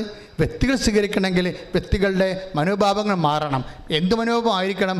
യേശുക്രിസ്തുവിൻ്റെ മനോഭാവം. Take the word of God. യേശുക്രിസ്തുവിനുണ്ടായിരുന്ന ഈ മനോഭാവം, പറഞ്ഞ യേശുക്രിസ്തുവിനുണ്ടായിരുന്ന ഈ മനോഭാവം നിങ്ങളിലും ഉണ്ടാകട്ടെ. ദൈവത്തിന്റെ രൂപത്തിലായിരുന്നെങ്കിലും അവൻ ദൈവവുമായുള്ള സമാനത നിലനിർത്തേണ്ട ഒരു കാര്യമായി പരിഗണിച്ചില്ല. അപ്പൊ പരിഗണിക്കുക, സ്റ്റാറ്റസ് പരിഗണിക്കുക, അത് നിലനിർത്തേണ്ട കാര്യമായി പരിഗണിക്കുക. ഇതൊക്കെ ക്രിസ്തുവിൻ്റെ മനുഷ്യാവതാരത്തിൻ്റെ പ്രക്രിയയിലാണ് ഈ സ്റ്റാറ്റസൊക്കെ ഡിസ്റ്റോർട്ട് ചെയ്ത് പോകേണ്ടത്. നമ്മളിൽ ക്രിസ്തു മനുഷ്യാവതാരം ചെയ്യുന്നത് ഒരു പ്രക്രിയയുടെ ഭാഗമായിട്ടാണ്. അത് ഘട്ടം ഘട്ടമായിട്ടാണ്. ഉടമ്പടിയുടെ ലക്ഷ്യമെന്ന് തന്നെ പറയണത് ക്രിസ്തുവിൻ്റെ മനുഷ്യാവതാരമാണ് നമ്മളിലുള്ള. അതിന് ഘട്ടം ഘട്ടമായിട്ട് ഈ മനോഭാവങ്ങൾ മനുഷ്യൻ ചേഞ്ച് ചെയ്തുകൊണ്ടിരിക്കും. അതിനാണ് ഈ രോഗങ്ങളും തകർച്ചകളും ജപ്തി നടപടികളും ഒക്കെ നമ്മളെ സഹായിക്കണത്. നമ്മുടെ ഭൂമി കുലുങ്ങണത്, ആകാശം കുലുങ്ങണത്. അപ്പം നിങ്ങൾ ഓർക്കും ഈ കാലം കടന്നു പോകുന്നൊക്കെ നമുക്ക് പറഞ്ഞ് ഭാവാത്മകമായിട്ട് പറയാമെങ്കിലും കാലം കടന്നു പോകണമെന്നുണ്ടെങ്കിൽ നമ്മൾ തന്നെ കടന്നു പോകണം. ഈ ജീവിതം ഒരു ശരിക്കും പറഞ്ഞാൽ എപ്പോഴും നമ്മൾ ഈ ഉടമ്പടിക്കാലം കഴിയുമ്പോൾ നിങ്ങൾ നിങ്ങളുടെ കാര്യം നടന്നു, നിങ്ങൾ സാക്ഷ്യം പറഞ്ഞെന്ന് പറഞ്ഞാൽ ദൈവത്തിന് അതുകൊണ്ടൊരു പ്രയോജനമില്ല, നിങ്ങൾക്കാണ് പ്രയോജനം. എന്താ കാര്യം? ഇപ്പം തന്നെ അർപ്പിതം എന്ന് പറഞ്ഞാൽ ചെറുപ്പക്കാരനെ കുറിച്ച് പറഞ്ഞില്ലേ? അർപ്പിതം എന്താ പ്രശ്നം? അർപ്പിത യുദ്ധമാണ് എപ്പോഴും ദൈവത്തോട്. അർപ്പിതിനോട് പറയും ഇതൊക്കെ എൻ്റെ അവന് കിട്ടിക്കഴിയുമ്പോൾ രക്ഷപ്പെട്ട് കഴിയുമ്പോൾ ആ പാലം കയറുമ്പോഴും നാരായണ എന്ന് പറയും, പാലം കയറി കഴിയുമ്പോൾ കൂരായണ എന്ന് പറയും. എന്താണ്? ഇതൊക്കെ എൻ്റെ കഴിവ് കൊണ്ടാണെന്ന് പറയും. എൻ്റെ കഴിവ് കൊണ്ടാണെന്ന് ആ ജോലി ചെയ്തുകൊണ്ടിരിക്കുന്ന സമയത്ത് തന്നെ അവൻ പറയും, എടാ പള്ളിപ്പോടാ എന്ന് അമ്മ വിളിക്കും. അമ്മ പറയും എനിക്ക് വർക്കൗട്ട് ഉണ്ടെന്ന് പറയും. വർക്കൗട്ട് എന്ന് ജിംനേഷ്യത്തിൽ പോകുന്നുണ്ട്, അതിനാ വർക്കൗട്ട് എന്ന് പറയണത്. അപ്പോൾ അവൻ പള്ളിയിൽ പോകാതെ വർക്കൗട്ടിന് പോകും. വർക്കൗട്ടിന് പോയി ജിംനേഷ്യത്തിലോട്ട് കാലെടുത്ത് വെക്കുമ്പോൾ അവൻ്റെ മൊബൈലിൽ ഒരു മെസ്സേജ് വരും. എന്താ കാര്യം? You are admitted. എന്താണ്? നീ ആഗ്രഹിച്ച ജർമ്മൻ യൂണിവേഴ്സിറ്റിയിൽ നിനക്ക് അഡ്മിഷൻ ചെയ്തിരിക്കണമെന്ന് പറഞ്ഞൊരു മെസ്സേജ്. ഇവന് കരച്ചിൽ വരാമെന്ന് അറിയാൻ പറ്റില്ല. അവിടെ നിന്ന് ഓടും. അവൻ ജിംനേഷ്യത്തിൽ ഓടി കർത്താവിൻ്റെ ആലയത്തിൻ്റെ വാതിക്കെ വന്ന് കണ്ണീരോടെ വലിയവായി കരയും. കർത്താവേ, ഞാൻ നിന്നെ ഉപേക്ഷിച്ചിട്ടും നീ എന്നെ ഉപേക്ഷിച്ചില്ലല്ലോ. ഞാൻ ആനുകൂല്യം അനുഗ്രഹം കൈപ്പറ്റിക്കൊണ്ട് ആ സമയത്ത് അന്നടങ്ങുന്ന അപ്പനെപ്പോലെ ഞാൻ നിന്നോട് അടുക്കും. പിന്നെ ഞാൻ എൻ്റെ കഴിവ് കൊണ്ടാണ് കിട്ടിയതെന്നും പറഞ്ഞുകൊണ്ട് ബുദ്ധിമുട്ടോടെ ഞാൻ നിന്നോട് അകലും. എന്നിട്ടും ഞാനിങ്ങനെ പല പ്രാവശ്യം നിന്നെ പരീക്ഷിച്ച് നിന്നിൽ നിന്ന് പിരിഞ്ഞു പോയിട്ടും അകന്നു പോയിട്ടും കർത്താവെ അകന്നു പോകാതെ ഹൗണ്ട് ഓഫ് ഹെവൻ, സ്വർഗത്തിലെ വെട്ടപ്പെട്ടി പോലെ ശ്രുതികട്ടെ. ഹല്ലേലൂയ, ഹല്ലേലൂയ, ഹല്ലേലൂയ, ഹല്ലേലൂയ. യേശു പരിശുദ്ധ പരമ ദിവ്യകാരുണ്യത്തിന് ആരാധനയും സ്തുതിയും പുകഴ്ചയും ഉണ്ടായിരിക്കട്ടെ. അപ്പോഴേ അവൻ പള്ളിയും പറ്റത് നിന്നുകൊണ്ട് തേങ്ങി കരയും. കർത്താവേ, ഞാൻ നിന്നെ ഉപേക്ഷിച്ചോ? നീ എനിക്ക് തന്ന കഴിവുകൾ, എനിക്ക് തന്ന എൻ്റെ പ്രാർത്ഥന നീ കേട്ടത്, എനിക്ക് തന്ന ഉദ്യോഗം ഒടുവിൽ എൻ്റെ അക്കൗണ്ടിലേക്ക് ഞാൻ മാറ്റി. ഞാൻ അപ്പോഴും നിന്നെ തള്ളിപ്പറഞ്ഞു. ഞാൻ നിന്നെ തള്ളിപ്പറഞ്ഞിട്ടും ഞാൻ നിന്നെ ഒഴിവാക്കിയിട്ടും ഞാൻ എൻ്റെ വഴിക്ക് പോയിട്ടും നീ എന്നെ ഉപേക്ഷിക്കാതെ നീ എൻ്റെ പിന്നാലെ വന്ന് പറയാൻ കാര്യം, ഈ ജർമ്മൻ യൂണിവേഴ്സിറ്റിയിലെ അവനെ അഡ്മിഷൻ കിട്ടാനുള്ള ഒരു സാധ്യതയുമില്ലെന്ന് ഈ ലോകത്ത് ഏറ്റവും കൂടുതൽ അറിയാവുന്നത് ദൈവത്തിനും അവനെയുമാണ്. അപ്പോൾ അവന് ഒരു മെറിറ്റുമില്ലാത്ത ഒരു കോളേജിലെ ദൈവത്തിൻ്റെ മെറിറ്റിൽ അവനെ റീഇൻസ്റ്റേറ്റ് ചെയ്യാൻ. അതുകൊണ്ടാണ് അവൻ കരഞ്ഞു പോണത്. കർത്താവെ, അങ്ങ് ഇത് ചെയ്യാൻ ഞാൻ ഒരിക്കലും യോഗ്യനല്ല. അനുതാപത്തോടു കൂടി അവൻ കർത്താവിലേക്ക് തിരിച്ചു വരും. എന്നിട്ട് അർപ്പിത് പറയുന്ന കുറേ കാര്യങ്ങളുണ്ട്. അർപ്പിത് കൃപാസനത്തെക്കുറിച്ച് പറയുന്നുണ്ട്, ഉടമ്പടിയെക്കുറിച്ച് പറയുന്നുണ്ട്. അവസാന അനുഭവങ്ങളുടെ അവൻ പറയും കൃപാസനം എന്ന് പറയണത് ദൈവത്തെ നഷ്ടപ്പെട്ടാൽ കണ്ടെത്താൻ പറ്റിയ ഒരു സ്ഥലമാണെന്ന്. ശ്രുതികട്ടെ. ഹല്ലേലൂയ, ഹല്ലേലൂയ, ഹല്ലേലൂയ. പരിശുദ്ധ പരമ ദിവ്യകാരുണ്യത്തിന് ആരാധനയും സ്തുതിയും പുകഴ്ചയും ഉണ്ടായിരിക്കട്ടെ. ഈ നൂറ്റാണ്ടിലെ യൂത്തിൻ്റെ ഏറ്റവും നല്ല സാക്ഷ്യങ്ങൾ ഒന്നാണ്. അങ്ങനെ തന്നെയാണ് തമ്പിട്ടിരിക്കണം. നിങ്ങളൊന്ന് അർത്ഥത്തിൻ്റെ സാക്ഷ്യം കേൾക്കണമേ. കാര്യം ഒരു മനുഷ്യൻ്റെ ഫ്ലക്ച്വേഷൻസ് വളരെ കൃത്യമായിട്ട് ഡെപ്പിറ്റ് ചെയ്യുന്നൊരു സാക്ഷ്യമാണത്. കാര്യം ഉടമ്പടി എടുത്താൽ തന്നെയും നമ്മൾക്ക് ഓരോരോ സ്വകാര്യമായ പിൻപിടുത്തങ്ങൾ, പിൻവലിക്കൽ ഉണ്ടായിക്കൊണ്ടിരിക്കും. അതിനെ കവർ ചെയ്തുകൊണ്ട് ഈ മനുഷ്യനെ എങ്ങനെയാണ് ഒരു വേട്ടപ്പട്ടിയെപ്പോലെ ദൈവം പിടിക്കണത്. കാര്യം നമ്മൾ ദൈവം ഉപേക്ഷിച്ചാലും, നമ്മൾ ദൈവത്തെ ഉപേക്ഷിച്ചാലും ദൈവം നമ്മളെ ഇങ്ങനെ ഒരു വേട്ടപ്പട്ടിയെപ്പോലെ പിടിക്കും. അതുകൊണ്ടാണ് ഹൗണ്ട് ഓഫ് ഹെവനിൽ നമ്മൾ വായിക്കുന്നത്. അങ്ങനെ ഒരു പഴയ ഇംഗ്ലീഷ് പോയമാണ്. ഞാൻ കടലിലായിരിക്കുമ്പോൾ, ഞാൻ കടലിപ്പോൾ ഒളിച്ചിരിക്കാൻ നോക്കി നിന്നിൽ നിന്ന്, പക്ഷെ ഞാൻ കടലിൻ്റെ തിരകളിൽ ഒളിച്ചിരിക്കുമ്പോൾ ഞാൻ എൻ്റെ കുഞ്ഞിക്കണ്ണുകൊണ്ട് തിരകൾക്കുള്ളിലൂടെ നോക്കുമ്പോൾ ദാണ്ട് നീ ഒരു പട്ടിയെപ്പോലെ നീന്തി എൻ്റെ അടുത്തേക്ക് വരുന്നു, ഞാൻ എവിടെ പോയി ഒളിക്കുമെന്ന്. ദൈവത്തിൻ്റെ സ്നേഹത്തിൽ നിന്ന് ഓടി ഒളിക്കാൻ ഇടമില്ലാത്ത ഒരു ലോകത്ത് തന്നെയാണ്.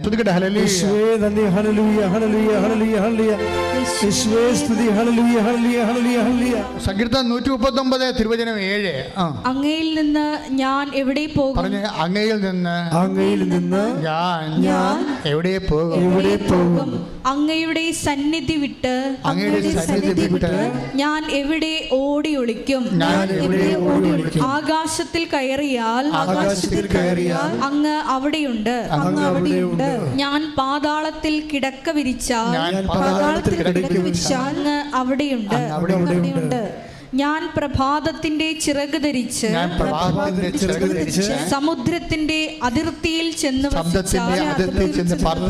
അവിടെയും അങ്ങയുടെ കരം എന്നെ നയിക്കും. അങ്ങയുടെ വലതു കൈ എന്നെ പിടിച്ചു നടത്തും. ഒരു മനോഹരമായി, ഇത് അനാദികാലം മുതൽ ദൈവവും മനുഷ്യനും കണ്ടുമുട്ടിയ കാലം മുതലേ മനുഷ്യൻ അനുഭവിക്കുന്ന വല്ലാത്ത വാരിപ്പുണർച്ചയാണ്. ദൈവസ്നേഹത്തിൻ്റെ വാരിപ്പുണർച്ച. ഇട്ടേച്ചും പോയാലും പുറകേ വരും, ഒരു പട്ടിയെപ്പോലെ പുറകെ വരും. നമ്മൾ പട്ടിയെ കടത്തിക്കളഞ്ഞാലും നമ്മൾ വീട്ടിൽ വരുമ്പോൾ നമ്മളെക്കാൾ മുമ്പേ വന്ന് നിൽക്കണം കണ്ടിട്ടില്ലേ? അതുപോലെ നിന്നെ നേടിയെടുക്കാൻ ഒരു പട്ടിക്ക് തുല്യം നിന്നെ സ്നേഹിച്ചുകൊണ്ട് നിൻ്റെ കൂടെ നടക്കുന്ന ദൈവത്തെ മറുതലിക്കാതിരിക്കുന്നതാണ് ഏറ്റവും നല്ല പുണ്യം.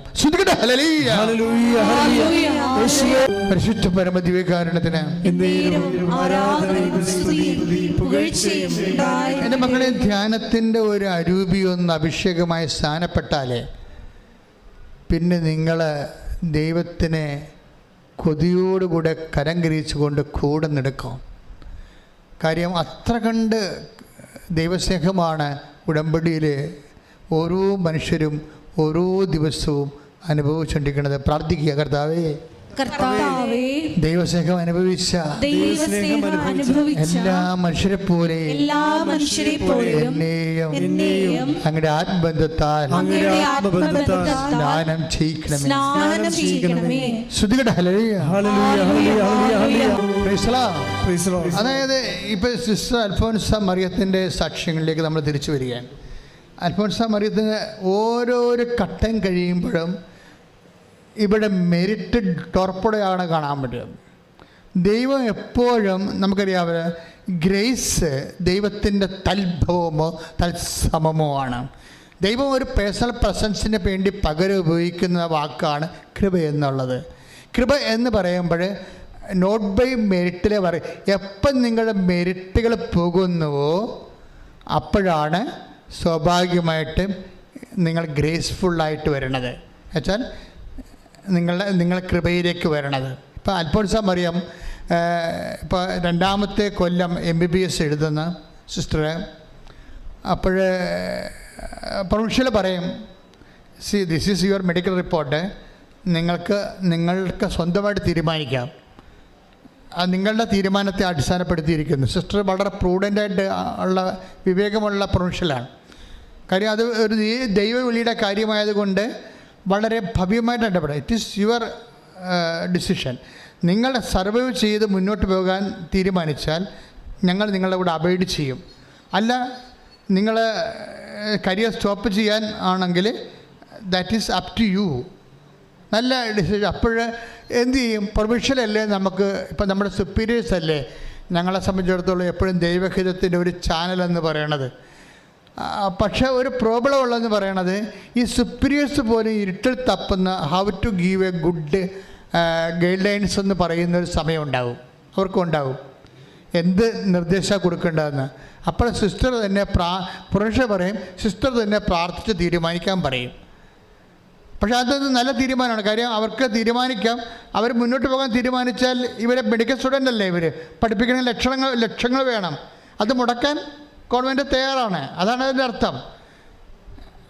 നിങ്ങൾ സ്റ്റഡിയെ സപ്പോർട്ട് ചെയ്യുന്ന ഞങ്ങൾക്ക് പ്രശ്നങ്ങളൊന്നും ഇല്ലെന്ന് പറയും. പക്ഷേ അത് ഇവരുടെ രോഗം എന്താ, തൈമസ് ഓപ്പറേറ്റ് ചെയ്ത് കളഞ്ഞു. അത് 1 മാസം കഴിഞ്ഞപ്പോൾ തന്നെ വീണ്ടും റെസ്പിറേറ്ററി പ്രതിരോധത്തിലായി, ശ്വാസം മുട്ടൽ തുടങ്ങി IC കൊണ്ടുപോയിട്ട് ഇങ്ങനെ ICന്ന് പിന്നെ ഇറക്കിക്കൊണ്ട് വെന്റിലേറ്ററിൽ കൊണ്ടുപോകും. അപ്പോൾ തന്നെ തീർന്നെന്ന് പറയുമ്പോഴും ഇവരുടെ അമ്മ പറയും തീർന്നിട്ടില്ലെന്ന് പറയും. ഉടമ്പടി കിടക്കണില്ലേ അതാണ് സംഭവം. സിസ്റ്ററിൻ്റെ അമ്മ പറയും എല്ലാവരും തീർന്നെന്ന് പറയും, ICന്ന് വെന്റിലേറ്ററിലല്ല പോണത്. അപ്പോൾ തീർന്നെന്ന് പറയുമ്പോൾ അമ്മ പറയും തീർന്നിട്ടില്ല മോളെ, ഉടമ്പടിയുണ്ട്. തീർന്നിട്ടില്ലെന്ന് പറയാൻ കൃപാസനം മാതാവ് ഉണ്ട് നമുക്ക്. അത് ജനകോടികളുടെ അനുഭവമാണ്. ഇന്ന് കൈയടിച്ച് ശ്രദ്ധിക്കട്ടെ. അപ്പോൾ സിസ്റ്റർ ഒരു പ്രാവശ്യം പ്രാർത്ഥിച്ചിട്ട് അമ്മ ഇങ്ങനെ പറഞ്ഞില്ലേ, മുന്നോട്ട് പ്രൊസീഡ് ചെയ്ത് നമുക്ക് പോകാം, നീ സന്യാസം ഉപേക്ഷിക്കേണ്ട, നീ മെഡിക്കലും പ്രൊഫഷനും ഉപേക്ഷിക്കേണ്ട, മുന്നോട്ട് പോകാം, മാതാവ് നമ്മളെ സഹായിക്കും. പക്ഷേ മാതാവ് നമ്മളെ സഹായിക്കുമെന്ന് പറഞ്ഞ് ഇരിക്കുമ്പോഴും നമ്മുടെ ജീവിതത്തിൽ അനുഭവിക്കുന്നത് നേരെ ഓപ്പോസിറ്റാണ്. കാര്യം ഇവിടെ വീക്കാണ്, ബോഡി വീക്കാണ്, അവർ തളർച്ചയാണ്, പഠിക്കാൻ പറ്റണില്ല, എക്സ്പോഷർ കിട്ടണില്ല. എക്സ്പോഷർ എന്ന് പറയണത് അവർക്കറിയാവില്ല, അവരുടെ ക്ലാസ്സിന് പറ്റുന്ന രീതിയിൽ സൈക്കോളജിയിലും സൈക്കോപത്തോളജിയിലും അതുപോലെ തന്നെ അനാട്ടമിയിലും ഒക്കെ എക്സ്പോഷർ ഉണ്ട്, എക്സ്പീരിയൻസ് ക്ലാസ് ഉണ്ട്. അതിനൊന്നും പോകാൻ പറ്റണില്ല, കിടപ്പാണ് എപ്പോഴും. ഈ കിടക്കണ ആളെങ്ങനെ പരീക്ഷ എഴുതണത്, എഴുതുന്ന ആളെങ്ങനെ മുന്നോട്ട് പോകണത്? അപ്പോൾ എല്ലാവരും കൂട്ടുകാരൊക്കെ പറയും how to do it better to discontinue, അല്ലാതെ നിനക്ക് പൂർത്തിയാക്കാൻ പറ്റുമെന്ന് ചോദിക്കുമ്പോൾ സിസ്റ്റർ സ്വന്തമായിട്ട് പറയും, ഈശോ നീ എന്നോട് പറഞ്ഞതല്ലേ മുന്നോട്ട് പോകാൻ, എനിക്ക് സങ്കടം തോന്നണം വല്ലാതെ, അതെൻ്റെ തോന്നൽ മാത്രമായിരുന്നു, അതോ നീയാണോ എന്നോട് സത്യമായിട്ടും പറഞ്ഞത് മുന്നോട്ട് പോകാൻ? എനിക്കിപ്പോൾ നീന്തിട്ട് കര പറ്റണില്ല, ഞാൻ മുങ്ങിപ്പോകാൻ പോലെ തോന്നുന്നത്, പുറകോട്ട് തിരിച്ച് നീന്താനും പറ്റണില്ല, മുമ്പോട്ട് നീന്താനും പറ്റണില്ല, നടുക്ക് കിടന്ന് വെള്ളം കുടിക്കുകയാണ് ഞാൻ, എന്ത് ചെയ്യും? അപ്പോഴെന്നോട് അതിൻ്റെ ഇടയ്ക്ക് വന്നിരിക്കുന്ന മോഡൽ എക്സാം. അപ്പോൾ ഈശോ പറയും, നിന്നോട് ഞാൻ പറഞ്ഞതല്ലേ ഞാൻ നിന്നെ സഹായിക്കാമെന്ന്. എന്താ പ്രശ്നം? മോഡൽ എക്സാം വരാൻ പോവുകയാണ്. അപ്പോഴും മോഡൽ എക്സാം എഴുതണം. അപ്പോൾ എഴുതണമെന്നുണ്ടെങ്കിൽ സ്വാഭാവികമായിട്ട് ഇവർ എഴുതാൻ പോകേണ്ടവർ, പക്ഷേ എഴുതിയിട്ട് കാര്യമില്ല. ഇവർക്ക് എഴുതിയിട്ട് കാര്യമില്ല. കാര്യം അവർക്ക് മെറിറ്റില്ലല്ലോ, അറ്റൻഡൻസ് അല്ല, മെറിറ്റില്ല ആദ്യം. കാര്യം അവരുടെ പഠിച്ചിട്ടില്ല, അവർക്ക് എക്സ്പോഷർ ഇല്ല. അപ്പം ഉടമ്പടിയുടെ ഭാഷ എന്താണ്? മെറിറ്റ് ഇല്ലെന്നുള്ളതാണ്, നോട്ട് ബൈ മെറിറ്റ് എന്നാണ്. നോട്ട് ബൈ മെറിറ്റ് എന്ന് വെച്ചാൽ പിന്നെന്താണ്? ഗ്രേസാണ്. ആദ്യം ഉടമ്പടി ബുക്ക് ഉണ്ടായ കാലത്ത്, ഉടമ്പടിയെക്കുറിച്ച് കർത്താവിൻ്റെ മുമ്പ് ഞാൻ ഇരിക്കണ കാലത്ത്, ആ വെളിപാടിൻ്റെ മൂർധന്യത്തിൽ ഈശോ പറഞ്ഞ വാക്കാണ് not by merit but by grace. ഇത് മെറിറ്റിലല്ല വർക്ക് ചെയ്യണ മോനെ, ഉടമ്പടിയെ ചെയ്യുന്നതിൻ്റെ കാര്യം ഗ്രേസ് വർക്കൗട്ട് ചെയ്യാനാണ്. അവിടെ മെറിറ്റ് ചിലപ്പോൾ 0 ആയിരിക്കും. മെറിറ്റ് ഇങ്ങനെ കുറഞ്ഞ് സിസ്റ്ററിന് 0 ആയിക്കൊണ്ടിരിക്കുകയാണ്. പക്ഷെ അപ്പോഴും കർത്താവ് എന്നോട് പറഞ്ഞല്ല മുന്നോട്ട് പോകാൻ. അപ്പം ഞാൻ മുന്നോട്ട് തന്നെ പോകുമെന്ന് പറഞ്ഞ് സിസ്റ്റർ പോയി ഇത് എഴുതും. മോഡൽ എക്സാം എഴുതും. മോഡൽ എക്സാം എഴുതിയിട്ട് എൻ്റെ റിസൾട്ട് വരുമ്പോൾ ആ ബാച്ചിലുള്ള ഏറ്റവും കൂടുതൽ മാർക്ക് സിസ്റ്ററിന് കിട്ടും. അതെന്താണെന്ന് വെച്ച് കഴിഞ്ഞാൽ സിസ്റ്ററിന് മനസ്സിലാകത്തില്ല, ബാച്ചിനും മനസ്സിലാകത്തില്ല. ഇങ്ങനെ മനസ്സിലാകാത്ത ഒരു ജീവിതം ഉടമ്പടിയിലുണ്ട്. നിങ്ങൾ നോക്കിക്കട്ടെ, ഈ ആളിൻ്റെ മാനസികാവസ്ഥയും ശാരീരികാവസ്ഥയും നമുക്കറിയാം. അപ്പോൾ ഈ മോഡൽ എക്സാമിന് ബാച്ചുകാർക്ക് മനസ്സിലാകും സിസ്റ്ററിനെ നയിക്കുന്ന ഒരു ശക്തിയുണ്ട് സിസ്റ്ററിൻ്റെ കൂടെ. അത് അവരുടെ കഴിവിനേക്കാൾ ഉപരി ദൈവത്തിൻ്റെ കൃപയുടെ ഒരു ശക്തിയുണ്ട്. കാര്യം ഈ വിശ്വസിക്കുന്നതിൻ്റെ കൂടെ എപ്പോഴും അടയാളമുണ്ട്. കാര്യം വിശ്വസിക്കുന്നവർക്ക് വിശ്വസിക്കുക എന്ന് വെച്ച് കഴിഞ്ഞാൽ, വിശ്വസിക്കുക എന്ന് വെച്ച് കഴിഞ്ഞാൽ വിശ്വസിക്കാൻ പറ്റാത്ത സമയത്ത് വിശ്വസിക്കുന്നതിനാണ് വിശ്വാസം എന്ന് പറയണതേ. വെറുതെ അവിടെ അമേരിക്ക ഉണ്ട്, ഇപ്പുറത്ത് ആഫ്രിക്ക ഉണ്ടെന്ന് വിശ്വസിക്കണമല്ല. വിശ്വസിക്കാൻ പറ്റാത്ത ഇരുട്ട് മാത്രമായിരിക്കുമ്പോഴും നമ്മൾ കർത്താവിൻ്റെ കൈകളുണ്ടെന്നും പറഞ്ഞുകൊണ്ട് കാലെടുത്ത് വെക്കുന്നതാണ് വിശ്വാസം എന്ന് പറയണത്. അതിന് വിശ്വാസമുണ്ട്, കർത്താവ് നമ്മളെ രക്ഷിക്കും എന്ന് പറയും. പണ്ട് ഞാനൊരു ദിവസം ഒരു സൈബർ എന്നൊരു മനുഷ്യന് പക്ക വെള്ളവടിയാണ്. പുള്ളിക്കാരൻ അവിടെ സൗദി അറേബ്യയിലെ മെയിൻ പരിപാടി വാറ്റായിരുന്നു. സൗദി അറേബ്യ ചാറ്റുചാര ഉണ്ടാക്കി അവർ പിടിച്ച് വെട്ടിക്കളും, പെടൽ വെട്ടി. ഒരു വെള്ളിയാഴ്ച വെച്ച് പെടൽ വിട്ടും. പെടൽ വെട്ടുന്നതിന് പകരം അവൻ്റെ ജോലിയും കളഞ്ഞ് അവൻ അവിടുന്ന് പോന്ന്. അവൻ്റെ വിസ എക്സ്പയറായി. അവൻ്റെ വിസ അവൻ്റെ ആളെ അക്കാമ അവർ പിടിച്ചു വെച്ച് ആളെ ഡീപ്പോർട്ട് ചെയ്തപ്പോൾ ഇവിടെ സൈവർ ഇവിടെ വന്നിരിക്കുകയാണ്. ഇപ്പോൾ എന്നോടത് ധ്യാനം കഴിഞ്ഞപ്പോൾ അന്ന് ഞാൻ രാത്രി 2 മണി വരെ ആൾക്കാരെ കാണുമായിരുന്നു. തപസ് ധ്യാനം നടക്കുന്ന കാലത്ത്. അപ്പോൾ എല്ലാവരെയും കണ്ടു പോയി. 3 മണിയായപ്പോൾ ഞാൻ വൈകുന്നേരം 6 മണിയോടെ നിൽക്കുന്ന ആൾക്കാരെ വെളുപ്പിന് 3 മണി വരെ ആയി. അപ്പോൾ എത്ര മണിക്കൂർ ഞാൻ നിന്നവിടെ. അപ്പോൾ അതിൻ്റെ കണ്ണും തലയും കറങ്ങി കാര്യം 6 മണിക്ക് ഞാൻ എത്ര കയറിയിട്ട് ഞാൻ വെളുപ്പിന് 3 മണി വരെ ഇവിടെ ഉണ്ട്. അവസാനം വരെയുള്ള ആൾക്കാരെ കണ്ട് തപസ്സിനെ കൂടി ആൾക്കാരെല്ലാം കണ്ട് പോകുമ്പോഴും ഇവൻ പോകാതെ അവിടെ നിൽക്കുകയാണ്. ഞാൻ സേവറിന് എനിക്ക് കഴിയാവുന്ന കാര്യം ഞാൻ തിരിച്ചു വിളിച്ചു. നിനക്ക് എന്നാ പറ്റിയെന്ന് ചോദിച്ചു. അവരിങ്ങോട്ട് വരണമില്ല, പോണുമില്ല. അപ്പോൾ ഞാൻ പറഞ്ഞു, നീ എന്താ? അപ്പോൾ ഇപ്പം ഞാൻ എവിടെ പോകാനാണ്? എന്നെ അവർ ഡീപ്പോർട്ട് ചെയ്ത് വിട്ടേക്ക്, അക്കാമ പിടിച്ചു വെച്ചിരിക്കുകയാണെന്ന് പറഞ്ഞ്.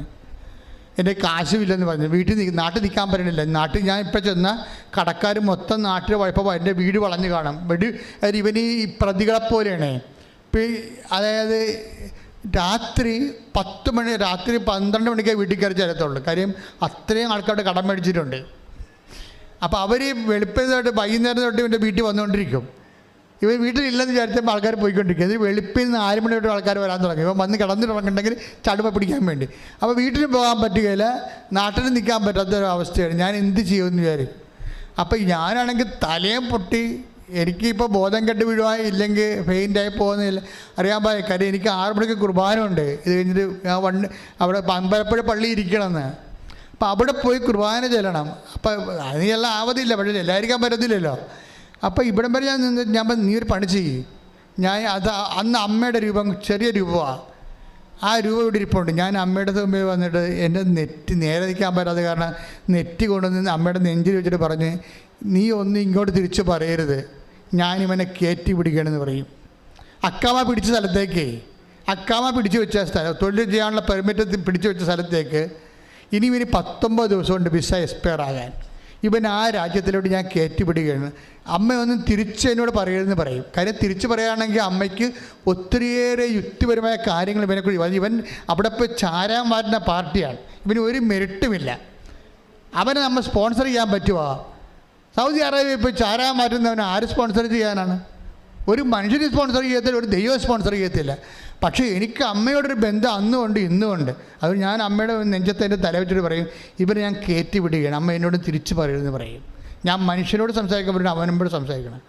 ഞാനൊരു കാശ് ലഭിച്ച് അമ്മ നിലകൊണ്ട് വെളുപ്പിനെ പൊട്ട് വെക്കാൻ പറയും. അവൻ എങ്ങനെയോടൊന്ന് കുറച്ച് പൈസ സംഘടിപ്പിച്ചു. 19,000 രൂപ മതിയായിരുന്നത് അന്ന് പോകാൻ. അവൻ കയറിപ്പോയിട്ട് ഞാൻ അമ്പലപ്പുഴ ഇരിക്കുമ്പോൾ 2 ദിവസം കഴിയുമ്പോൾ എന്നെ വിളിക്കും. എൻ്റെ അച്ഛൻ എന്നെ ഓരോ കമ്പനിയിലും ഞാൻ ഈ വെയിലത്ത് അലഞ്ഞുകൊണ്ട് നടക്കുകയാണ്, എന്നെ ഓരോരുത്തും എടുക്കണില്ല, ഇപ്പോൾ എൻ്റെ വിസ എക്സ്പയർ ആകും. അപ്പോൾ അവൻ ഈ ദിവസം എന്നെ വിളിച്ചുകൊണ്ടിരിക്കും. അവസാനം വിസ എക്സ്പയർ ആകുന്നതിന് 1 ദിവസം മുമ്പ് എന്നെ വീണ്ടും വിളിക്കും, അച്ഛൻ നാളെ വിസ എക്സ്പയർ ആകും, ഞാൻ ജയിലിലാകും, എനിക്ക് ഒരു മാർഗ്ഗം. ഞാൻ പറഞ്ഞു, മോനെ വിശ്വാസപ്രമാണം ചൊല്ലി നീ സഞ്ചരിക്കുക, നീ പ്രാർത്ഥിക്കുക, ഇത് നിൻ്റെ പ്രാർത്ഥനയുടെ സമയമാണ്. അപ്പം ഞാൻ എൻ്റെ മുറിയിൽ ഒരു മാതാവിനെ വെച്ചിട്ടുണ്ട്, അത് തൈക്കാട്ടുചേരിയിരിപ്പുണ്ട്. ഇപ്പോൾ അമ്മയുടെ മടിയിൽ ഉണ്ണീശോ ഇരിക്കണതാണ്. അപ്പം ഞാൻ മാതാവിനെ കയറി ഇങ്ങനെ പിടിച്ചിട്ട് പറയും, അമ്മേ അവൻ നാളെ വിസ എക്സ്പയർ ആകും, ഇനി 18 മണിക്കൂർ ടൈമേ ഉള്ളൂ, ഇതിനുള്ളിൽ അമ്മയെ ആശ്രയിച്ച് ഒറ്റ ആളെ കണ്ടുകൊണ്ടാണ് ഞാൻ ഇവനെ കയറ്റി വിട്ടിരിക്കുന്നത്, എന്നോട് തിരിച്ചൊന്നും പറയരുത് എന്ന് പറഞ്ഞിട്ട് വീണ്ടും ഞാൻ ഇങ്ങനെ മേശയിൽ നിന്ന് ഇങ്ങനെ കവർന്ന് പിടിച്ചിരിക്കുന്ന അമ്മയെ താഴെ കൊണ്ട് ആ സ്ഥാനത്ത് കൊണ്ട് വെച്ചിട്ട് ഞാൻ ഇരിക്കും. ഒരു മണിക്കൂർ കഴിയുമ്പോൾ ഇവനെ തിരിച്ചു വിളിക്കും. അതിൻ്റെ അച്ഛാ എന്നെ ഒരു കമ്പനീൻ്റെ എടുത്തെന്ന് പറയും. 1 മണിക്കൂറിലെടുക്കും. പക്ഷെ ഒരു പ്രശ്നമുണ്ട് അച്ഛാ, ഇനി എനിക്ക് 12 മണിക്കൂറേ ഉള്ളൂ. പക്ഷേ ഞാൻ നേരത്തെ എന്നെ അക്കാമ പിടിച്ചു വെച്ചിരിക്കുന്ന കമ്പനി ഇന്ന് എനിക്ക് റിലീവിങ് ഓർഡർ വേണം. പക്ഷെ ഞാൻ അവിടെ ചെന്നപ്പോൾ ഉണ്ട് അറബി ടൂറിന് പോയിരിക്കുകയാണ്. അറബി ഈ വിനോദസഞ്ചാരത്തിന് പോയിരിക്കുകയാണ്. ഇറാഖില പോയിരിക്കുകയാണ്. അറബിയും വൈഫും കുഞ്ഞുങ്ങളും എല്ലാമായിട്ട് പോയിരിക്കുകയാണ്. അപ്പോൾ അവൻ തിരിച്ചു വരണതിന് 2 ആഴ്ച എടുക്കും. അപ്പോൾ അതിനുള്ളിൽ എൻ്റെ വിസ എക്സ്പയർ ആകും. ഇവരെനിക്ക് റിലീവിങ് ഓർഡർ തരത്തില്ല. ഈ കമ്പനി എന്നെ എടുത്ത കമ്പനി റിജക്റ്റ് ചെയ്യും. ഒരു മനുഷ്യൻ കടന്നു പോകുന്ന വഴിയില്ലേ. അപ്പോൾ ഞാൻ അതുപോലെ തന്നെ അമ്മയോട് പറയാം, അമ്മേ അറബീനെ എത്രയും വേഗം തിരിച്ചു കൊണ്ടുവരണം. അവന് അക്കാമയും തിരിച്ചു കൊടുക്കണം, റിലീവിങ് ഓർഡർ കൊടുക്കണം, അല്ല വേറെ ഓപ്ഷൻ ഇല്ലെന്ന് പറയും. ഉടനെ ഒരു 3 മണിക്കൂർ കഴിയുമ്പോൾ അറബി ഒറ്റയ്ക്ക് ചാർട്ടേഡ് പ്ലെയിനിൽ അവിടെ ലാൻഡാകുമ്പോൾ ഇവൻ വാദിക്കാൻ നിൽക്കുകയാണ്.